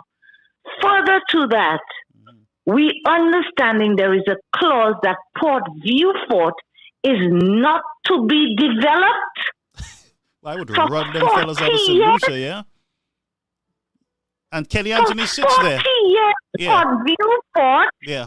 is not going to be developed because they have sold port, our main entry port, Yeah. to foreigners. The same fellas that they say they don't want Brother in their country, Garfield, the same white man they're talking about white the man in our white country. men. What's wrong with these the fellas? white men. That's correct. That's correct. The What's wrong white with them men. fellas? Now, let us touch on, and I'm asking again for King Snake, or if I should call him Snake King or whatever. Both of them. King and Kenny Anthony to open their mouths and give us an account of how much money was spent, and I want to be respectful, at the old St. Jude's chicken coops has been spent since 2000, was it 2010 or 2009 when they started rebuilding the old St. Jude's. We need an account of how much money has been spent on the old St. Jude's to this day, including the $10 million that they just spent on a fence that is not even well secure at the base. The videos are there to show it as well. So St. Lucians, please look and you'll see. We need the videos. We need an account of this. And we need to tell Philip J. Pierre that 200, and let me say the $1 million, because everybody is saying $200 million. But Garfield, the $97 million from the Arabs equivalents $201 million. Don't forget the 1 million because it will go in somebody's pocket. Right. So when I hear 200 million, I always ask, where's the 1 million? The $201 million, like the young person, the person who called earlier said, the guy, that $201 million should go into to complete the new modern St. Jude's Hospital that was started under the UWP administration. Yeah. I am not just saying that for party politics. I am saying that because it benefits St. Lucians to have a modern hospital, a building where all the services are under one roof, A building that withstands hurricane, earthquakes, and other weather and climate phenomenon. A building that has a helipad on it. A building that has a concrete roof so no hurricane can ever take the roof off and go with it. Yep. And we need that building equipped with the most modern equipment, medical equipment for St. Lucians to receive the best medical care in the entire Caribbean. And I will go on to say the world. Mm. We deserve it now. I am asking this because Philip J. Pierre is not the one paying this money back. This money belongs to the St. Lucian people because we are the ones. And our children, some of us will not be here anymore. Hopefully, I'll live the next 40 years. God bless you with long life. Hopefully, I'll live the next 40 years or whatever to see certain things happen again. Yeah. Thank you, Brother Garfield. I'm not too old. So, I'm not old. So hopefully I'll live for 40 good. more years. Let's hope we can make it to heaven. However, and make it to heaven as well. Yeah. I would like, because our children and our grandchildren are the ones who are going to pay those loans. Those loans, right? Mm-hmm. And they deserve the best medical care. We should leave them the best medical care because they are the ones who will be paying those loans, and they did not make those stupid decisions that Philip J. Pierre is making today. Yep. Right. Is there one more thing? COVID. Just COVID. I'll just touch COVID. Massy, yes. Oh my God, I don't want to talk about Massy because everybody goes to the supermarket and everybody can see 2.5 is on all the grocery items and they can see what's happening at Massy. So that's for another show. COVID. We have COVID in St. Lucia. It is rampant. My understanding is that two people have died at OKEU. My understanding. I'm quoting from what I was told. I do not have the facts, but 2 persons have passed at OKEU. There is a call center, and I will say where, in Rodney Bay, near the marina. Today, I met with a client who says, oh my God, I just got a call saying that our call center has cases of COVID. Oh boy. So when I say it, I am not guessing it. It's not a guess. I speak facts. So we have COVID is on the rise. You know how many people work in that call center, Brother Garfield? Jesus. And our government, Philip J. Pierre, I want to put the asterisk behind the J all the time. Philip J. asterisk Pierre has not come out and said to St. Lucians that COVID is on the rise and you need to be practicing all precautions again and maybe possibly wear masks or sanitize, carry your hand sanitizer or whatever, and be careful when interacting with others. Be on the lookout.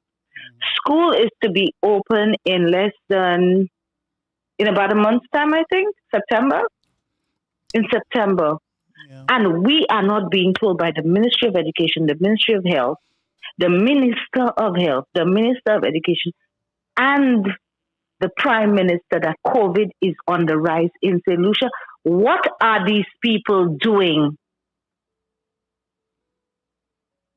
Wow. They need to alert the people because they had a big problem with Chastain and his the COVID response. Is that the respiratory hospital, Victoria Hospital, is that still functioning as a respiratory hospital? The Victoria, oh yes, and Victoria Hospital has been closed so they can make it into a polyclinic. I don't know what gave them that idea that they shouldn't wait because COVID was still around, that they should close VH. Look at their vision, Close VH to make it into a respiratory hospital. Mm-hmm. We have only OKEU, Brother Garfield, that is not even functioning at the moment. Mhm. No medicines, no medical equipment, no doctors. People are dying like flies. Mhm. So COVID patients are now going to OKEU. Is OKEU large enough to split into two sections, Brother Garfield? My God. But I St. would, Lucia and you see why, caller, it's important that we use that entire property over at St. Jude's as a medical complex, because some of those buildings can be used for as respiratory clinics, because we are expected to have more airborne diseases. A lot of airborne. The air is tainted. It's going to happen ever so Brother often. Garfield, it is stated out there by all the different medical organizations around the world that we have new airborne diseases coming our way. Yeah. Is our government not reading, not looking, not talking to PAHO, not talking to the World Health Organization to know these things? Is our government just busy having pets with our monies in St. Lucia and not doing anything for the betterment of the people of St. Lucia?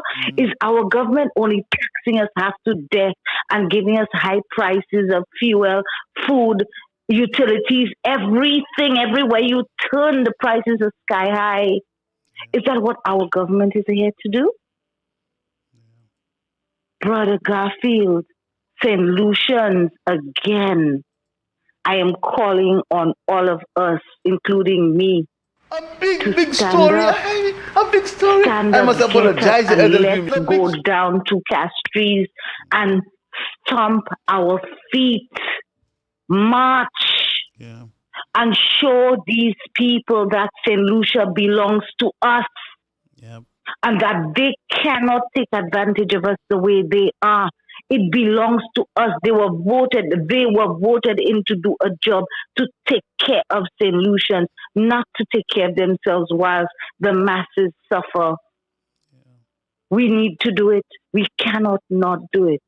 Brother Garfield, before I go, there's something else I want to speak of, Yeah. but I don't know that I should, and I question whether I should use the Philip forum J. tonight Pierre to speak of it. attack. I can try to be diplomatic about this, and you can tell me whether or not, because it is your show, Yeah. and that you should guide me accordingly, please. No problem. I noticed that there has been a series of something happening with certain lives in St. Lucia. Should I continue or not? Yes, you should. I think you should. It will be healthy at this point. Okay. Yes. Right. I noticed that there are certain things going on certain lives in St. Lucia. Yeah. I am asking politely at that, and I'm being very careful because I don't want to hurt anybody's feelings. I am asking everybody who's doing a live and is supporting the United Workers' Party that they be very aware and very careful what they come and spew on their lives, because when you do a live, my friend, it is on the World Wide Web. Now, some people are saying I'm not getting paid. Some people are saying, oh, nobody does me favors. Some people are saying all sorts of things are coming out of people's mouths these days. May I say to people that if you choose to do a live and you are speaking for your party, which is the United Workers' Party, our party, that nobody has asked you to come and do that live, that you have chosen to do this. It was on your own free will, and that you should not come into this with an agenda for payment or for favors from anybody, because what you are doing when you're doing a live is speaking on behalf of the people of St. Lucia. Brother Garfield, I've silenced you. No. You I agree with you. It's not something that I am comfortable with. Throw it out. Not what you're saying, but the idea of coming here and complain publicly. It is not something I think is healthy with the many challenges that we are facing in our society. That's correct. We have bigger fish to fry. Philip J. Pierre and them are taking advantage of St. Lucians right now. We have so many concerns in St. Lucia. Yeah. I plead with the people who are doing lives that you do not come out and continue to do what you're doing, lashing out at Flambeaus, lashing out at this, lashing out at that. There is another avenue to do that. Yeah. There are other avenues outside of Facebook and the World Wide Web to do this, because all you are doing is showing how selfish a person you are. Sorry, Brother Garfield, I'm going to go a bit hard. How selfish a person you are, as it was your choice to do your life, to bring a message to the people of St. Lucia, and that nobody owes you anything. Because you did not come and meet with anyone and say, listen, I am going to do a live on behalf of this organization and would like to get paid some monies for it. If you are a genuine individual and you care about your country, you can do this without even flinching. But stop demanding from people things. And things, and stop cussing people, and stop cussing out at each other, because we are growing a movement in St. Lucia. We're not breaking it up.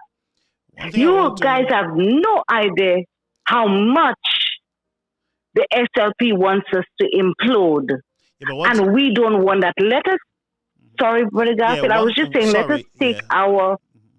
Go ahead. Let us take our concerns and what may hurt us and what may get under our skins and stuff to certain individuals that we can relate to within the organization, rather than going and wash our dirty laundry. And they hate people saying it, wash dirty laundry in public. Yeah, and I hope people understand. I appreciate everybody who does the lives. I do appreciate it. I listen.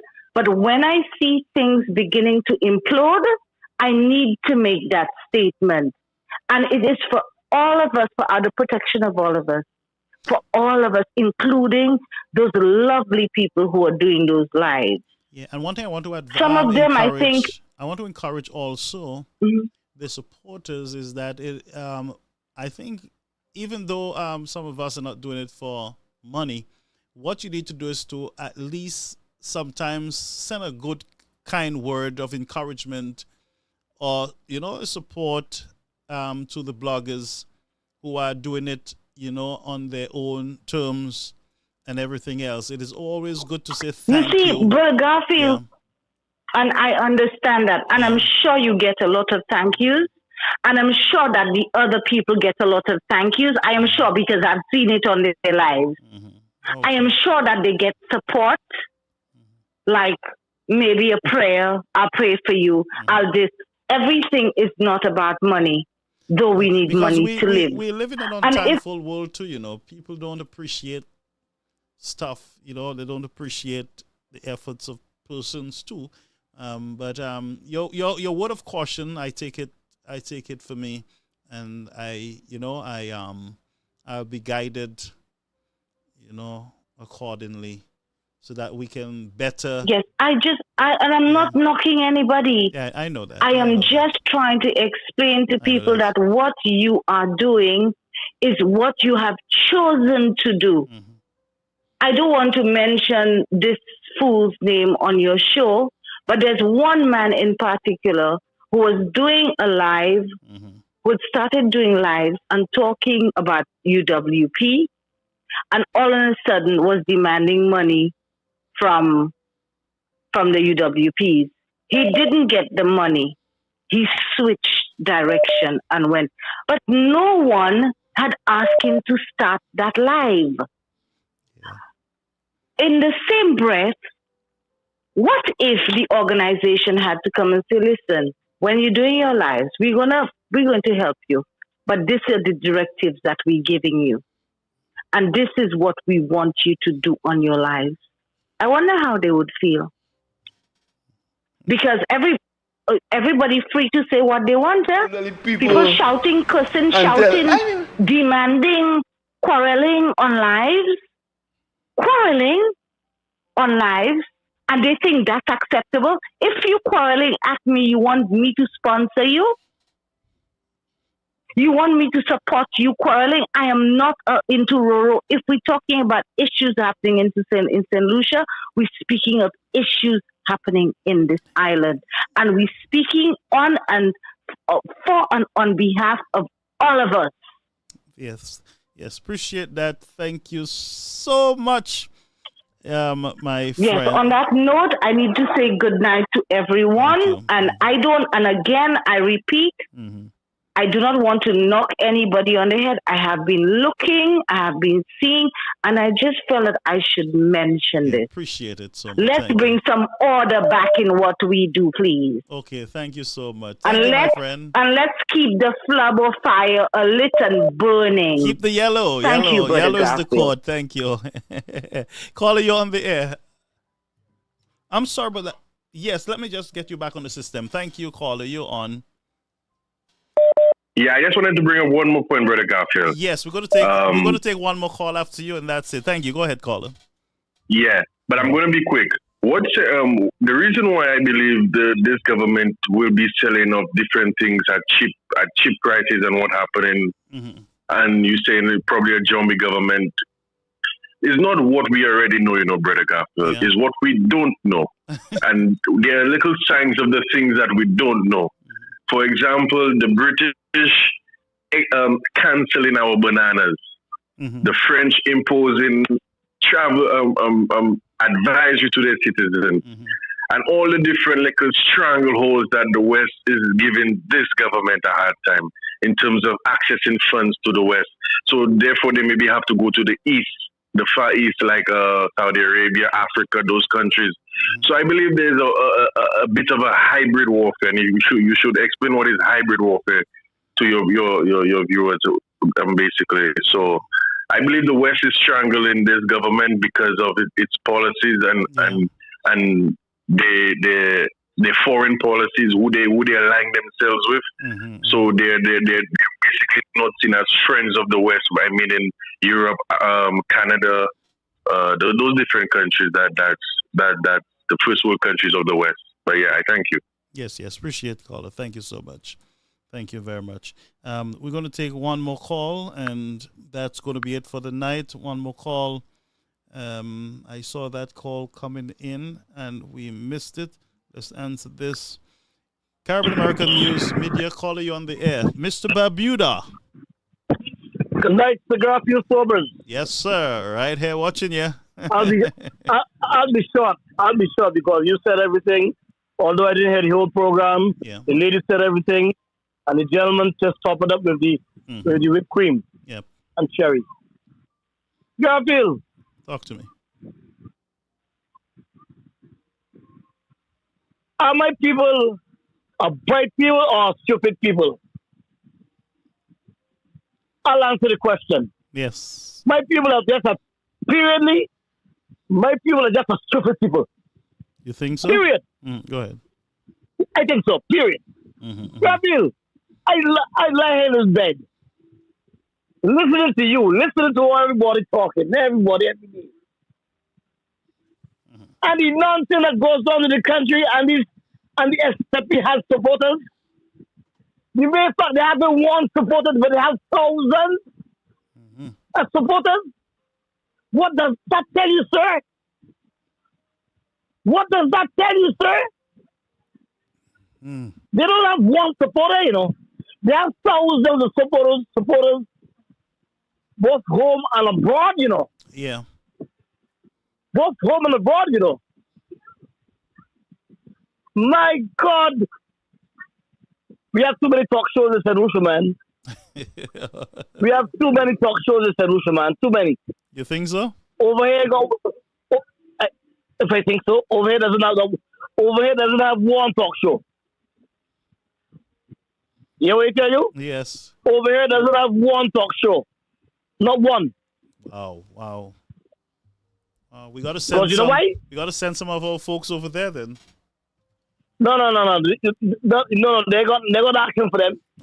They're gonna ask for them. Show me your leader, show me your journalist, and show me your unions, and I'll tell you what your country are. Show me your leader, show me your journalist, and show me your unions, and I'll tell you what your country are. St. Lucia has one union. And you know which union is that?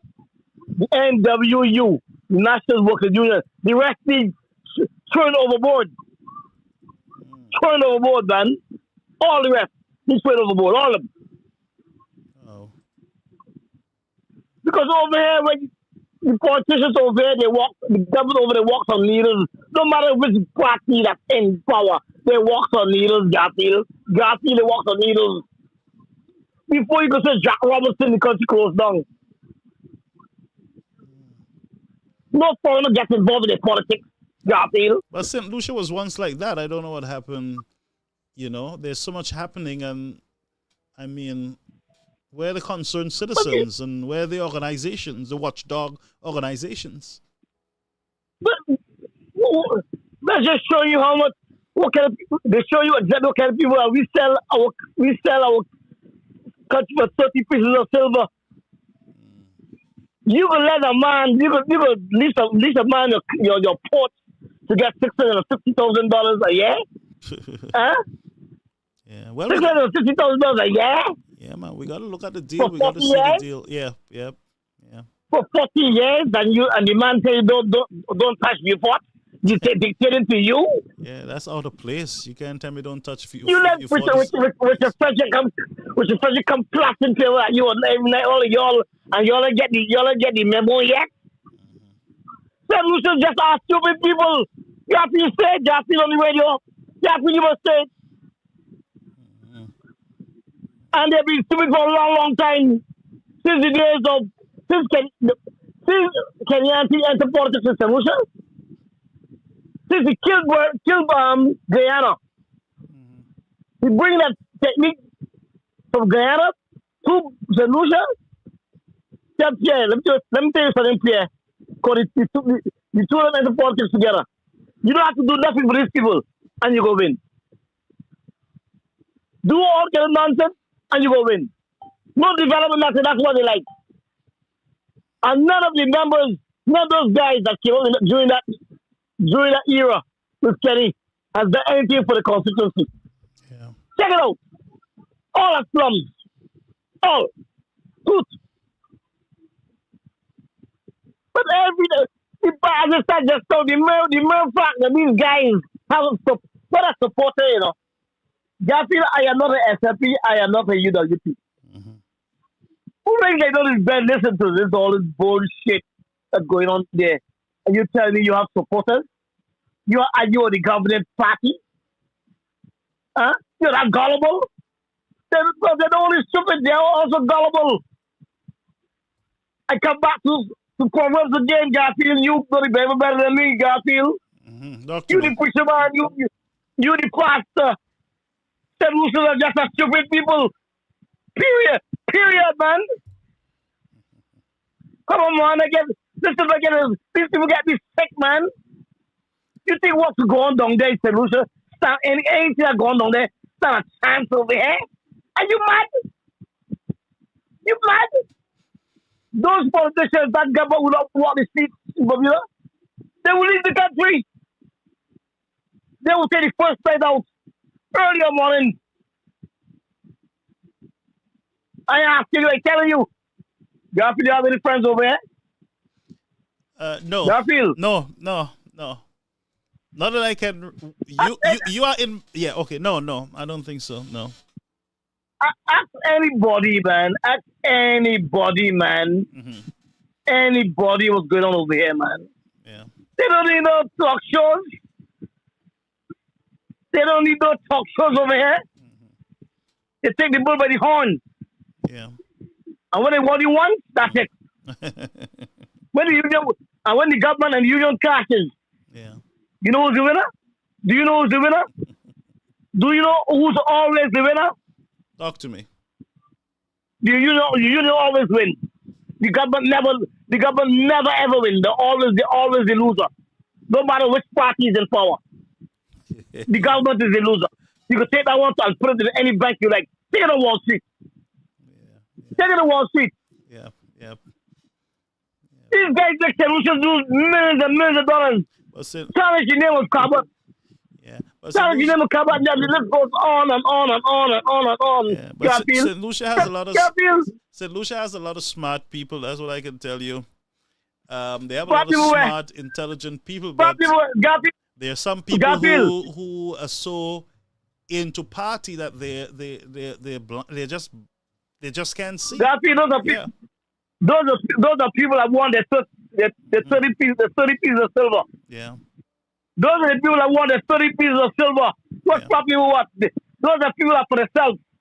Yeah, but they're those are people that for themselves. So let me ask you a question just to challenge you a little. You said that the solution people are stupid, but when they vote for Shastney, they're not stupid.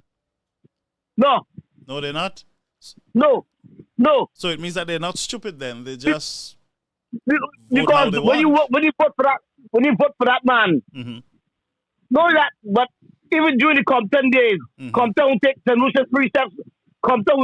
John Compton will take solution 3 steps forward.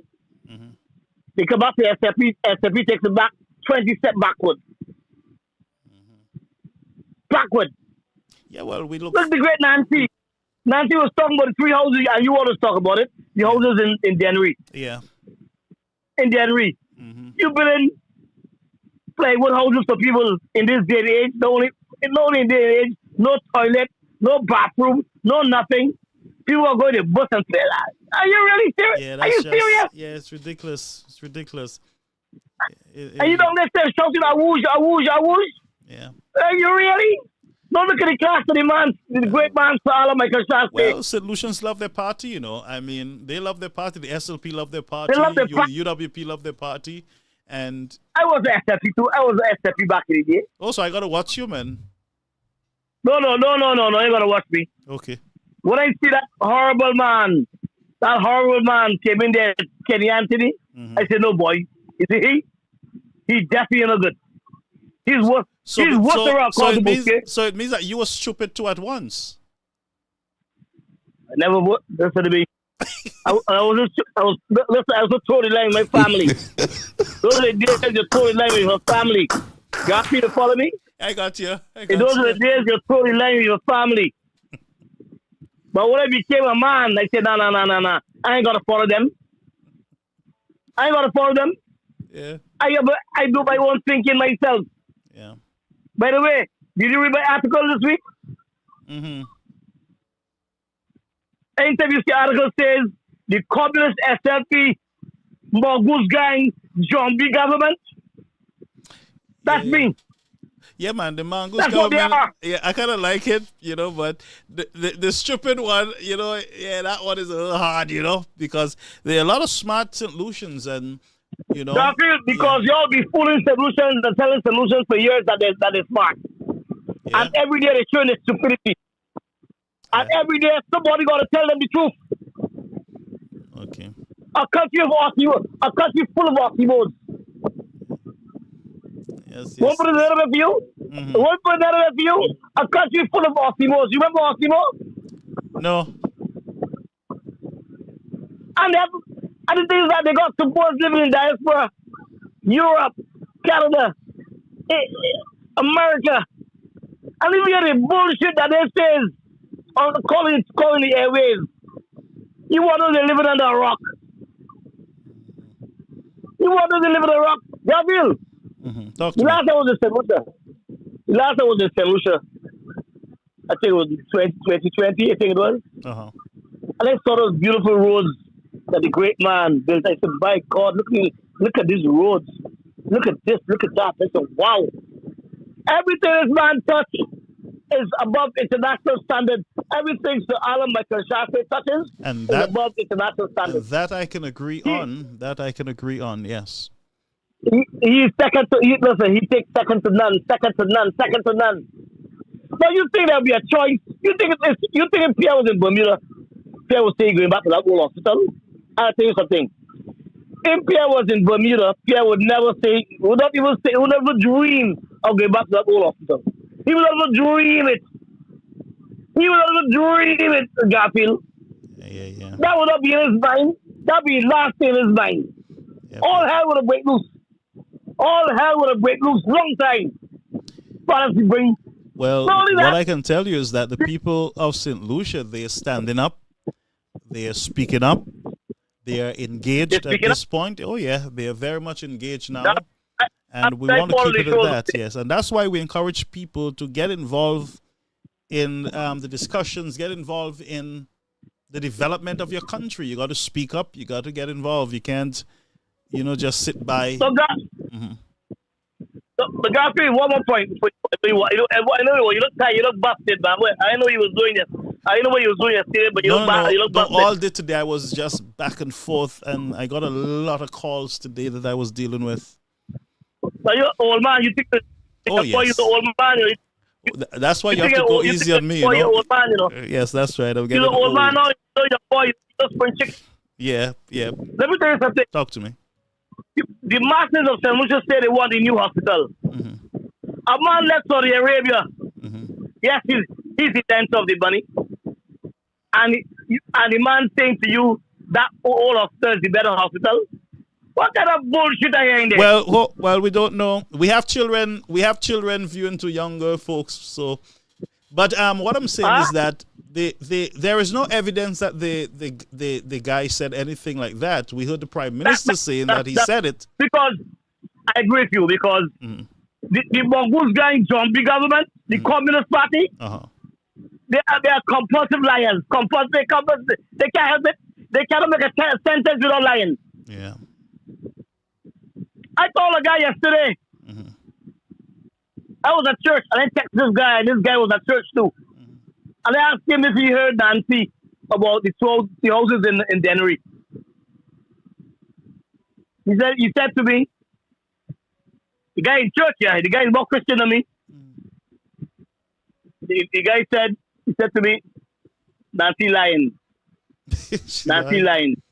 Well, I'm blind. Hold on, I said if she's lying, then I'm blind.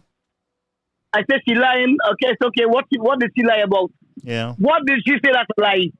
Yeah. He can't tell me. Yeah. He cannot tell me. Yeah. If Nancy is blind, as I said, I am actually. If she's telling a lie, I am blind. I went into those houses myself. I went into them. Yeah. I was there. Yes. So I agree with her. I mean, it is not the ideal, and they say to the people, well, you guys should be happy that we give you all something. So I guess that's what they're saying to all St. Lucians right now. Be happy that you all have something. And everybody runs to Dubai. Right? Everybody runs to Dubai. You know one of the main architects who's one of the main architects of Dubai? Oh. Not only Dubai, but Singapore and what that place called? Well, it's from Malaysia. Mr. Tiao King. The man was one of the best engineer architects in the world. Yeah. He was the man that construct the top men in Dubai. Yeah. This man could have given us a Dubai right there in Ufot. Yeah. They ain't got nothing this man can do. I said we should call the man a leech. You know that heavy who's guy. You see that man? You want to charge on them said? Yeah, but I gotta go. I have a project tonight. I have another project I have to take care of. Imagine. 11 o'clock. Listen, get your rest, man. I tell you already. You're the spring chicken. I know. Old man go up the world. You have to advise me. He wants to know when to go up the world stage, man. Clear the stage. That's your problem. Thank you. Okay, well, thanks for Okay, calling, buddy. though. Okay, brother.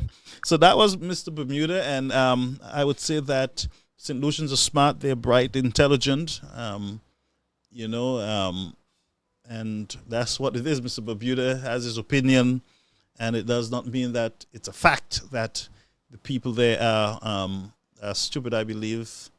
They're intelligent, and so people vote how they want, when they want. And we know St. Lucians are like that. They vote in the party that they see fit to lead their country. They vote out a party that maybe they're tired with or whatever it is. But the people have a choice, and all of us got to respect that choice. I respect the choice of the people of St. Lucia in voting in the Labour Party. Would I do it? No. But they did it. And the time will come when they will vote back in to office the United Workers' Party. And so we wouldn't have them like seesaw. When they vote UWP in, they're good. When they vote Labour in, they're bad. That's not how it is, you know. This is a democracy, and it is up to us, or it's up to United Workers' Party to present a plan to the people of St. Lucia. And if it is something that they feel, they will embrace it and they will vote you in. And that's why I encourage the younger persons in St. Lucia, in the society, to get involved, put in your name, run for an office. We need young people. We need young minds. Some of these older folks need to be retired, need to go to their bed, go on the farm, go somewhere, on a boat, go somewhere. Because to me, they are bankrupt with ideas, some of them. They're bankrupt when you look at the recycle efforts, the recycle ideas, and that the fail ideas sometimes. You just need to look on the world stage and you would realize that some of those ideas have failed. Some of these ideas have created more poor people in our society than anything else. More people dependent on government for handouts. When what we should be doing is providing opportunities so that the citizens can take those opportunities and grow. And grow.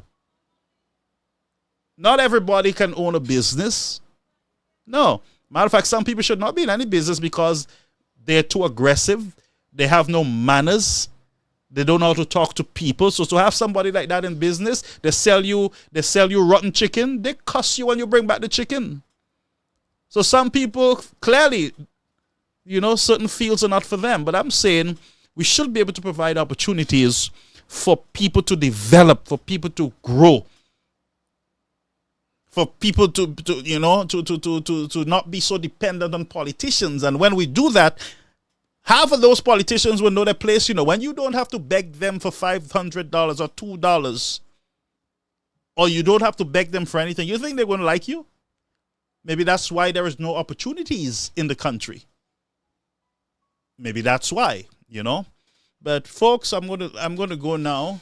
Let me just greet you. I see Cooley telling me I look sleepy. Cooley, leave me alone. You love me too much, huh? Cooley is my friend. I want to thank all of you for being here with us. Thank you for being here. Someone said Shazzy is on the platform. Let me see where he is. Is Shazzy there? We got to ask Shazzy a question. How is it, Shazzy? The French people put restriction or this notice out on St. Lucia, and you did not, or your people did not alert the Prime Minister of St. Lucia. That's a question that I'll put out to you. Those are questions I want to put out to you. Let me see what he says here. I think he's engaging. Whoa, I know how much of a liar you are, Garfield, because the houses in Dennery do give toilets. Okay, so Shazzy just called me a liar. I think that is very low. He called me a liar. He said because the houses in Dennery do give toilets. I don't understand what he's saying. If you're going to call somebody a liar, I think you would want to write clearly so that we can understand that what you're saying, but it looks like you're saying the houses in Dennery have toilets. Now, this is I'm going to take this on before I go, Mr. Shazi. What you are doing tonight, it's not right. It is not okay. What you are doing is that you are calling me a liar when all St. Lucians know that there were no toilet built at those homes. There was no light, no water, running water. St. Lucians know that I went there. St. Lucians know that I went with my car in an attempt to even bring water to these elderly guys. St. Lucians know that I know them. I grew up with them. I know Akang. All them fellas while I used to run up and down on the beach, had their boats going to sea.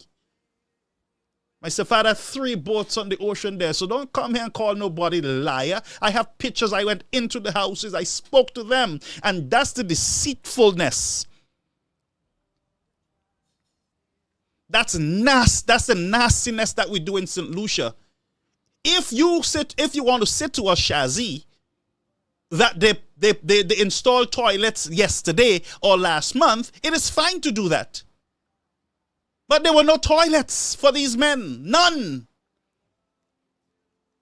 So don't come and call somebody liar. And that's the strategy that you guys use. You change the game.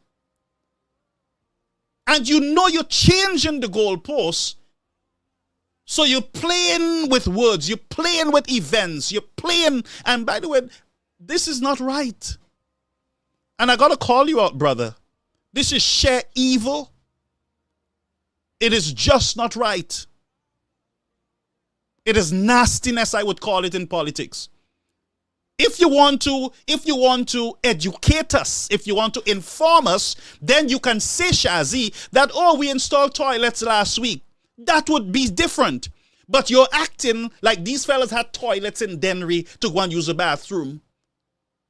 When all of us know there was no toilet. I spoke to Dexter, who is the attaché or whatever it is, to the rep. Dexter told me that they don't have no more money. They're waiting for money to continue to do some work there. And my concern was, why would you run out of money?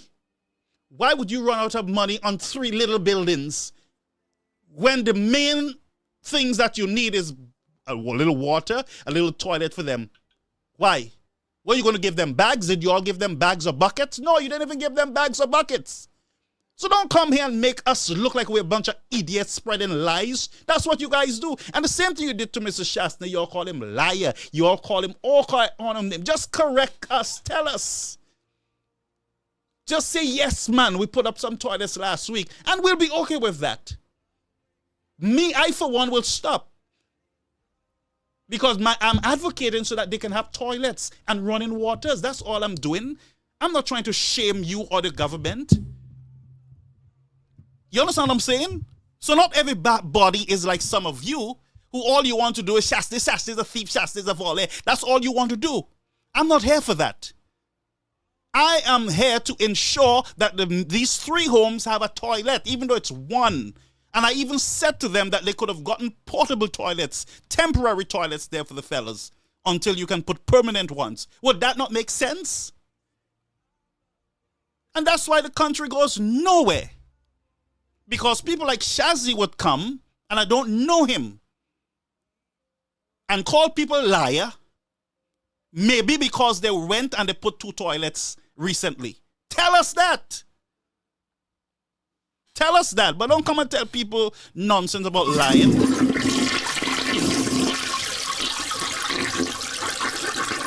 Was the Prime Minister lying when he said he did not know that there was some travel restrictions by the French? Can we call him a liar? Question to you, Shazi. Can we call the Prime Minister a liar when he said he did not know that there was restrictions on the French in coming traveling to St. Lucia? Did you tell him? Did your embassy in Martinique communicate with the government and let them know this thing was going to happen? No, it sneaked up on you all because you all were either sleeping or on the phone, listening to people's live and causing confusion when you should be doing your job.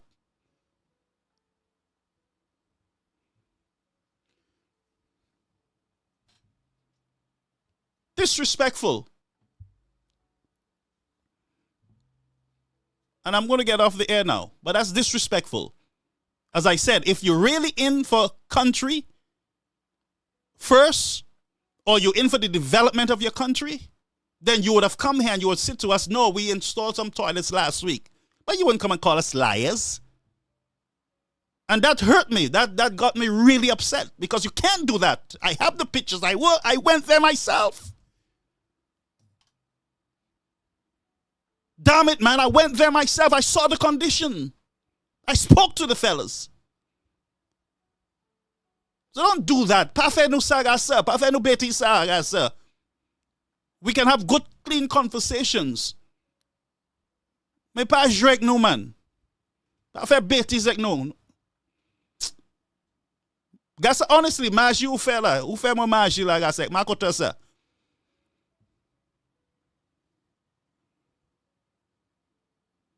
Pas faire bêtise ça, gasa. Pas faire ça. I don't mind talking to I can talk to anybody. I want to talk to people. Mais pas faire bêtise, gasa. Anyway, we're going to just read a few comments and I gone. I got stuff to do. How are you, Gassa? Just so you disrupt our session, Gassa. E mwen sa se bedi sa ou ka fe la ou sav. Ou sav sa ou fe la, i pa bon. Ou check li? Ou sav sa ou fe la, i pa bon fiyes.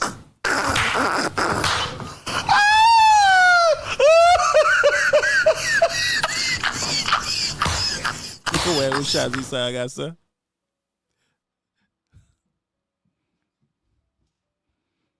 All the lies from the UWP would stop the Labour Party from winning the next election. Brother, you're not God. You're just man. So we know pa mem checks. I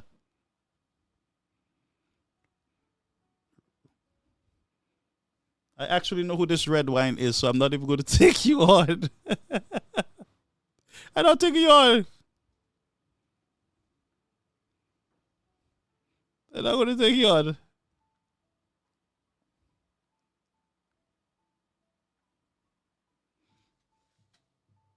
Somebody want to call about this calling? Caribbean American News Media, Hi, final call. Hi, good night. Good night. Final call. How are you? You're on the air. I'm good. You're on the air, right? I'm good. Yes. I just want to tell you that you have to look at those hacks on your page when they're typing. Mm-hmm. This Soraya Alexander thinks she's so smart. She's under your life as a fake name, putting how much comments about Marvin. When she go on her page and putting all those posting on her page, and now she's under your life making stupid remarks at Marvin about prudence and all of that. You see how she put division among the UWP?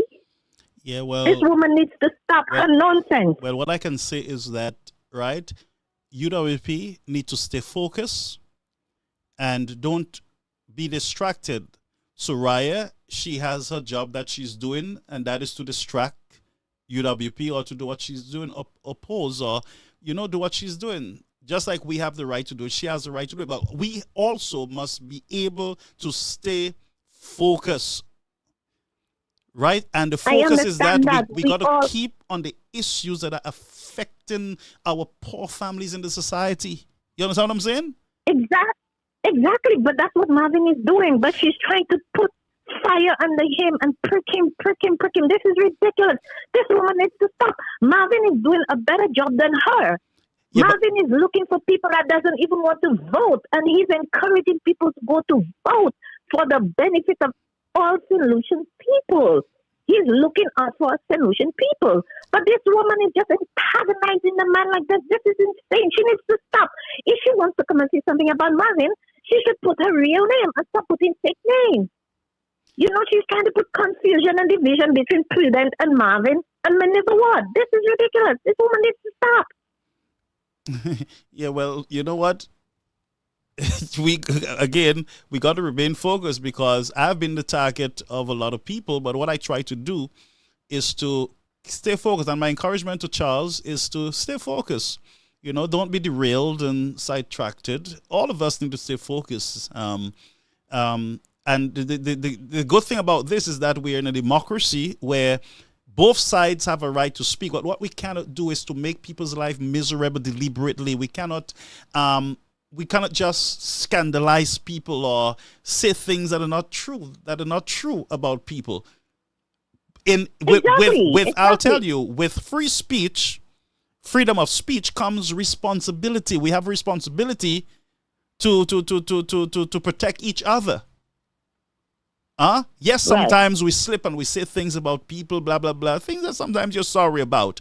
But we should never make it our business to just go at people. Why? Because they're speaking, because they're not SLP, because they're UWP, or because they're UWP. The democracy must prevail. We must allow it to work out.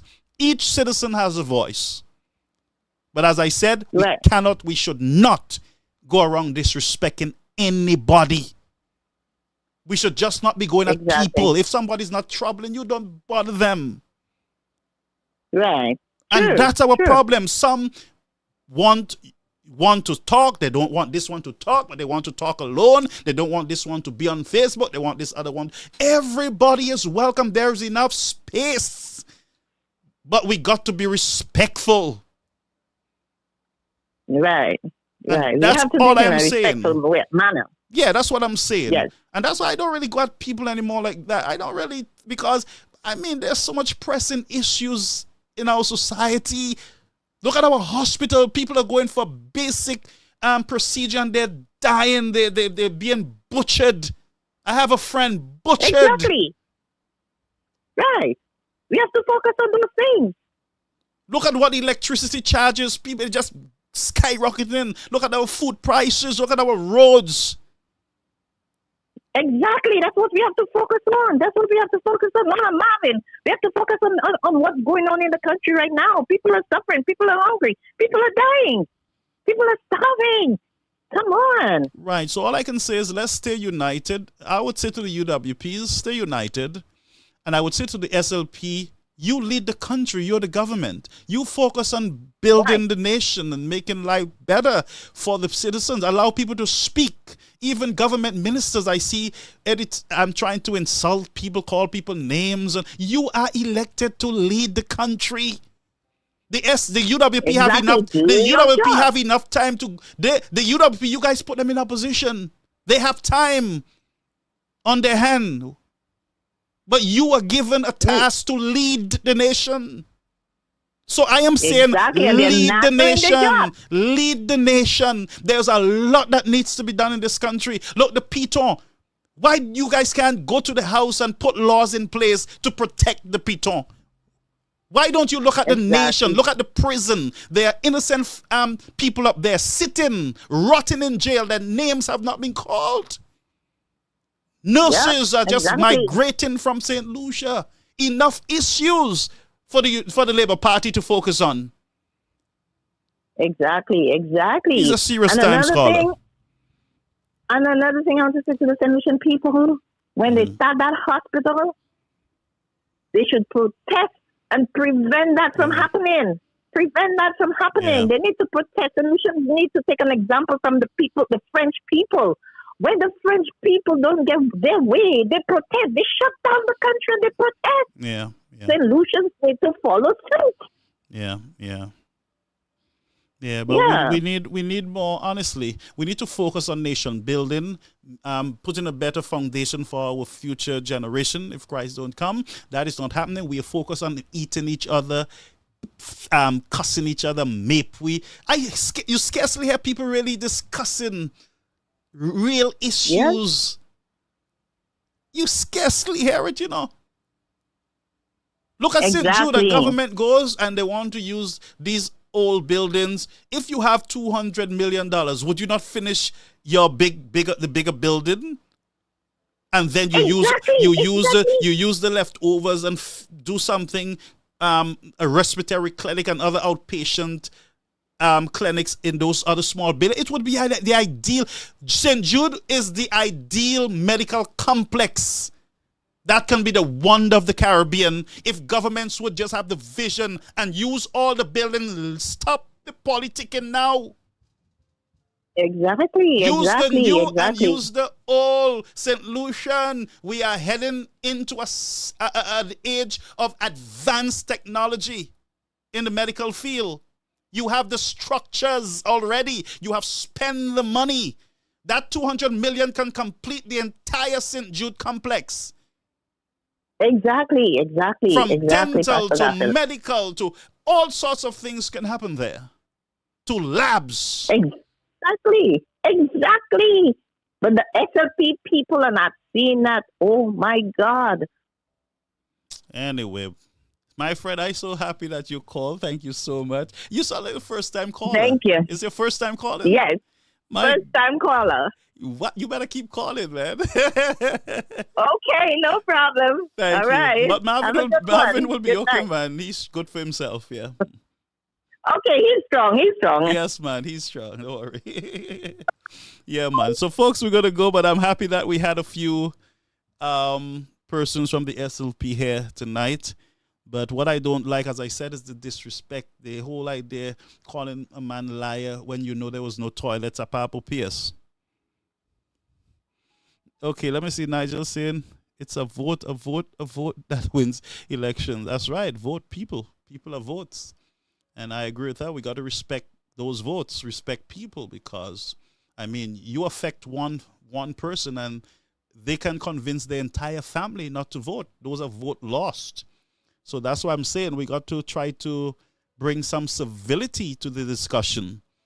You know, where we respect people, we allow people to speak. SLP are free to speak. I am free to speak. Marvin is free to speak. Everybody is free to speak.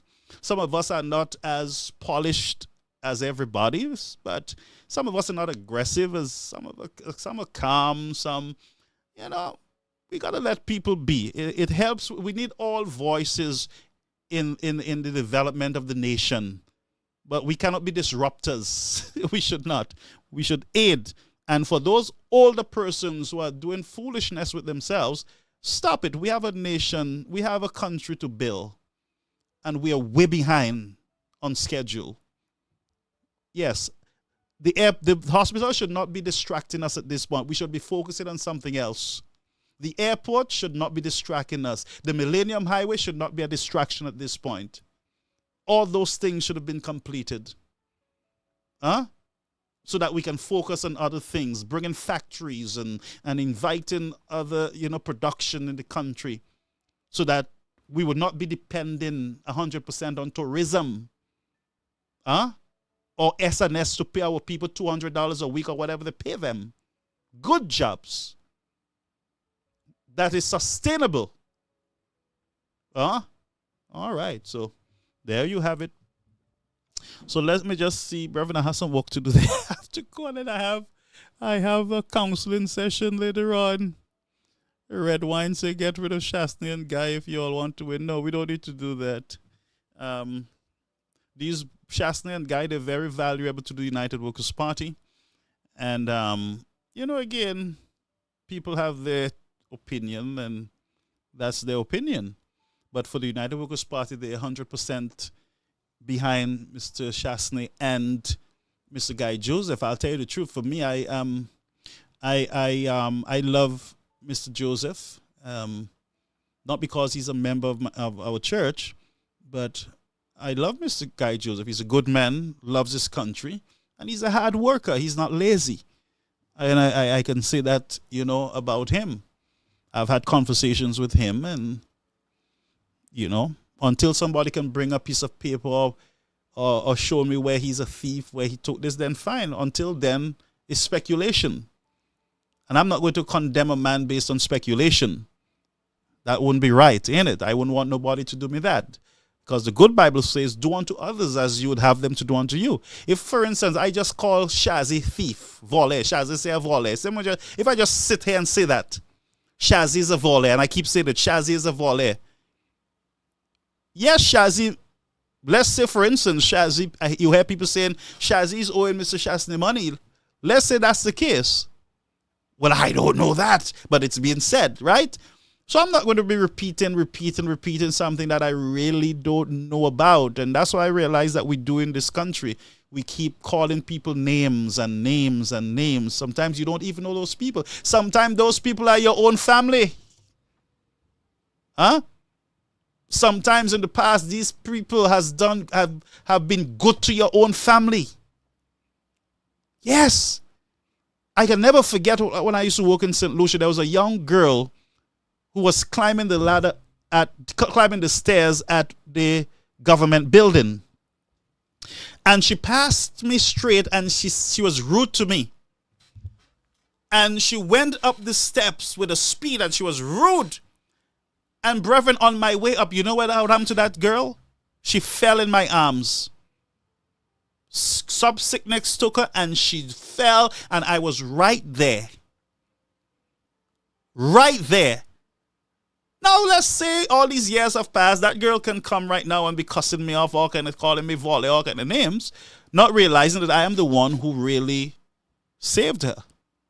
So we got to be careful. We don't know who we can run into when we need help. We don't know who would be helping our children. Some of us will get sick and can't move. Our children go out there, and it might be myself, somebody else. You might be the one, being there to stand up for my daughter, and I might be there for your son, or your mother, or your cousin. So let's be very careful. Life is not, what I see us doing. You're one people. You say sons and daughters of St. Lucia, but it sounds to me like sons and daughters of either the SLP or the UWP. You are one people, one nation. Sons and daughters of the great St. Lucia. And if you really want to see your country move forward, unite. When the SLP do something wrong, speak up. When UWP does something wrong, you speak up. Be a patriot.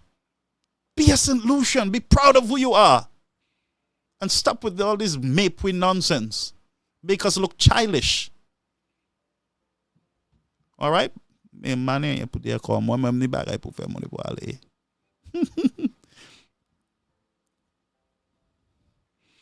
Okay, folks, so we got to go, and I hope you had a good time with us. Again, welcome to all our guests.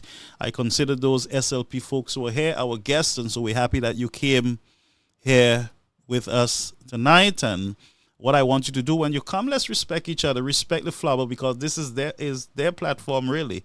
So I'm not saying that they pay for this or whatever it is, but it's their platform. Everybody under the platform, they're UWP. So let's have some respect for them when we come. This is their house, their room. You're under their roof. When I come to your show, then I respect your roof. Yes. Anyway, blessings, folks. I pray God's blessing on all of you. May you prosper and may you be in good health, you and your family. May we have a peaceful rest tonight as we lay down in the unconscious state of sleep, not knowing whether we'll wake tomorrow. But I pray, God, that He will wake us up tomorrow, give us another opportunity to make things right, to make things better, and to create a better environment for us and others. Amen. God bless you. Blessings, folks.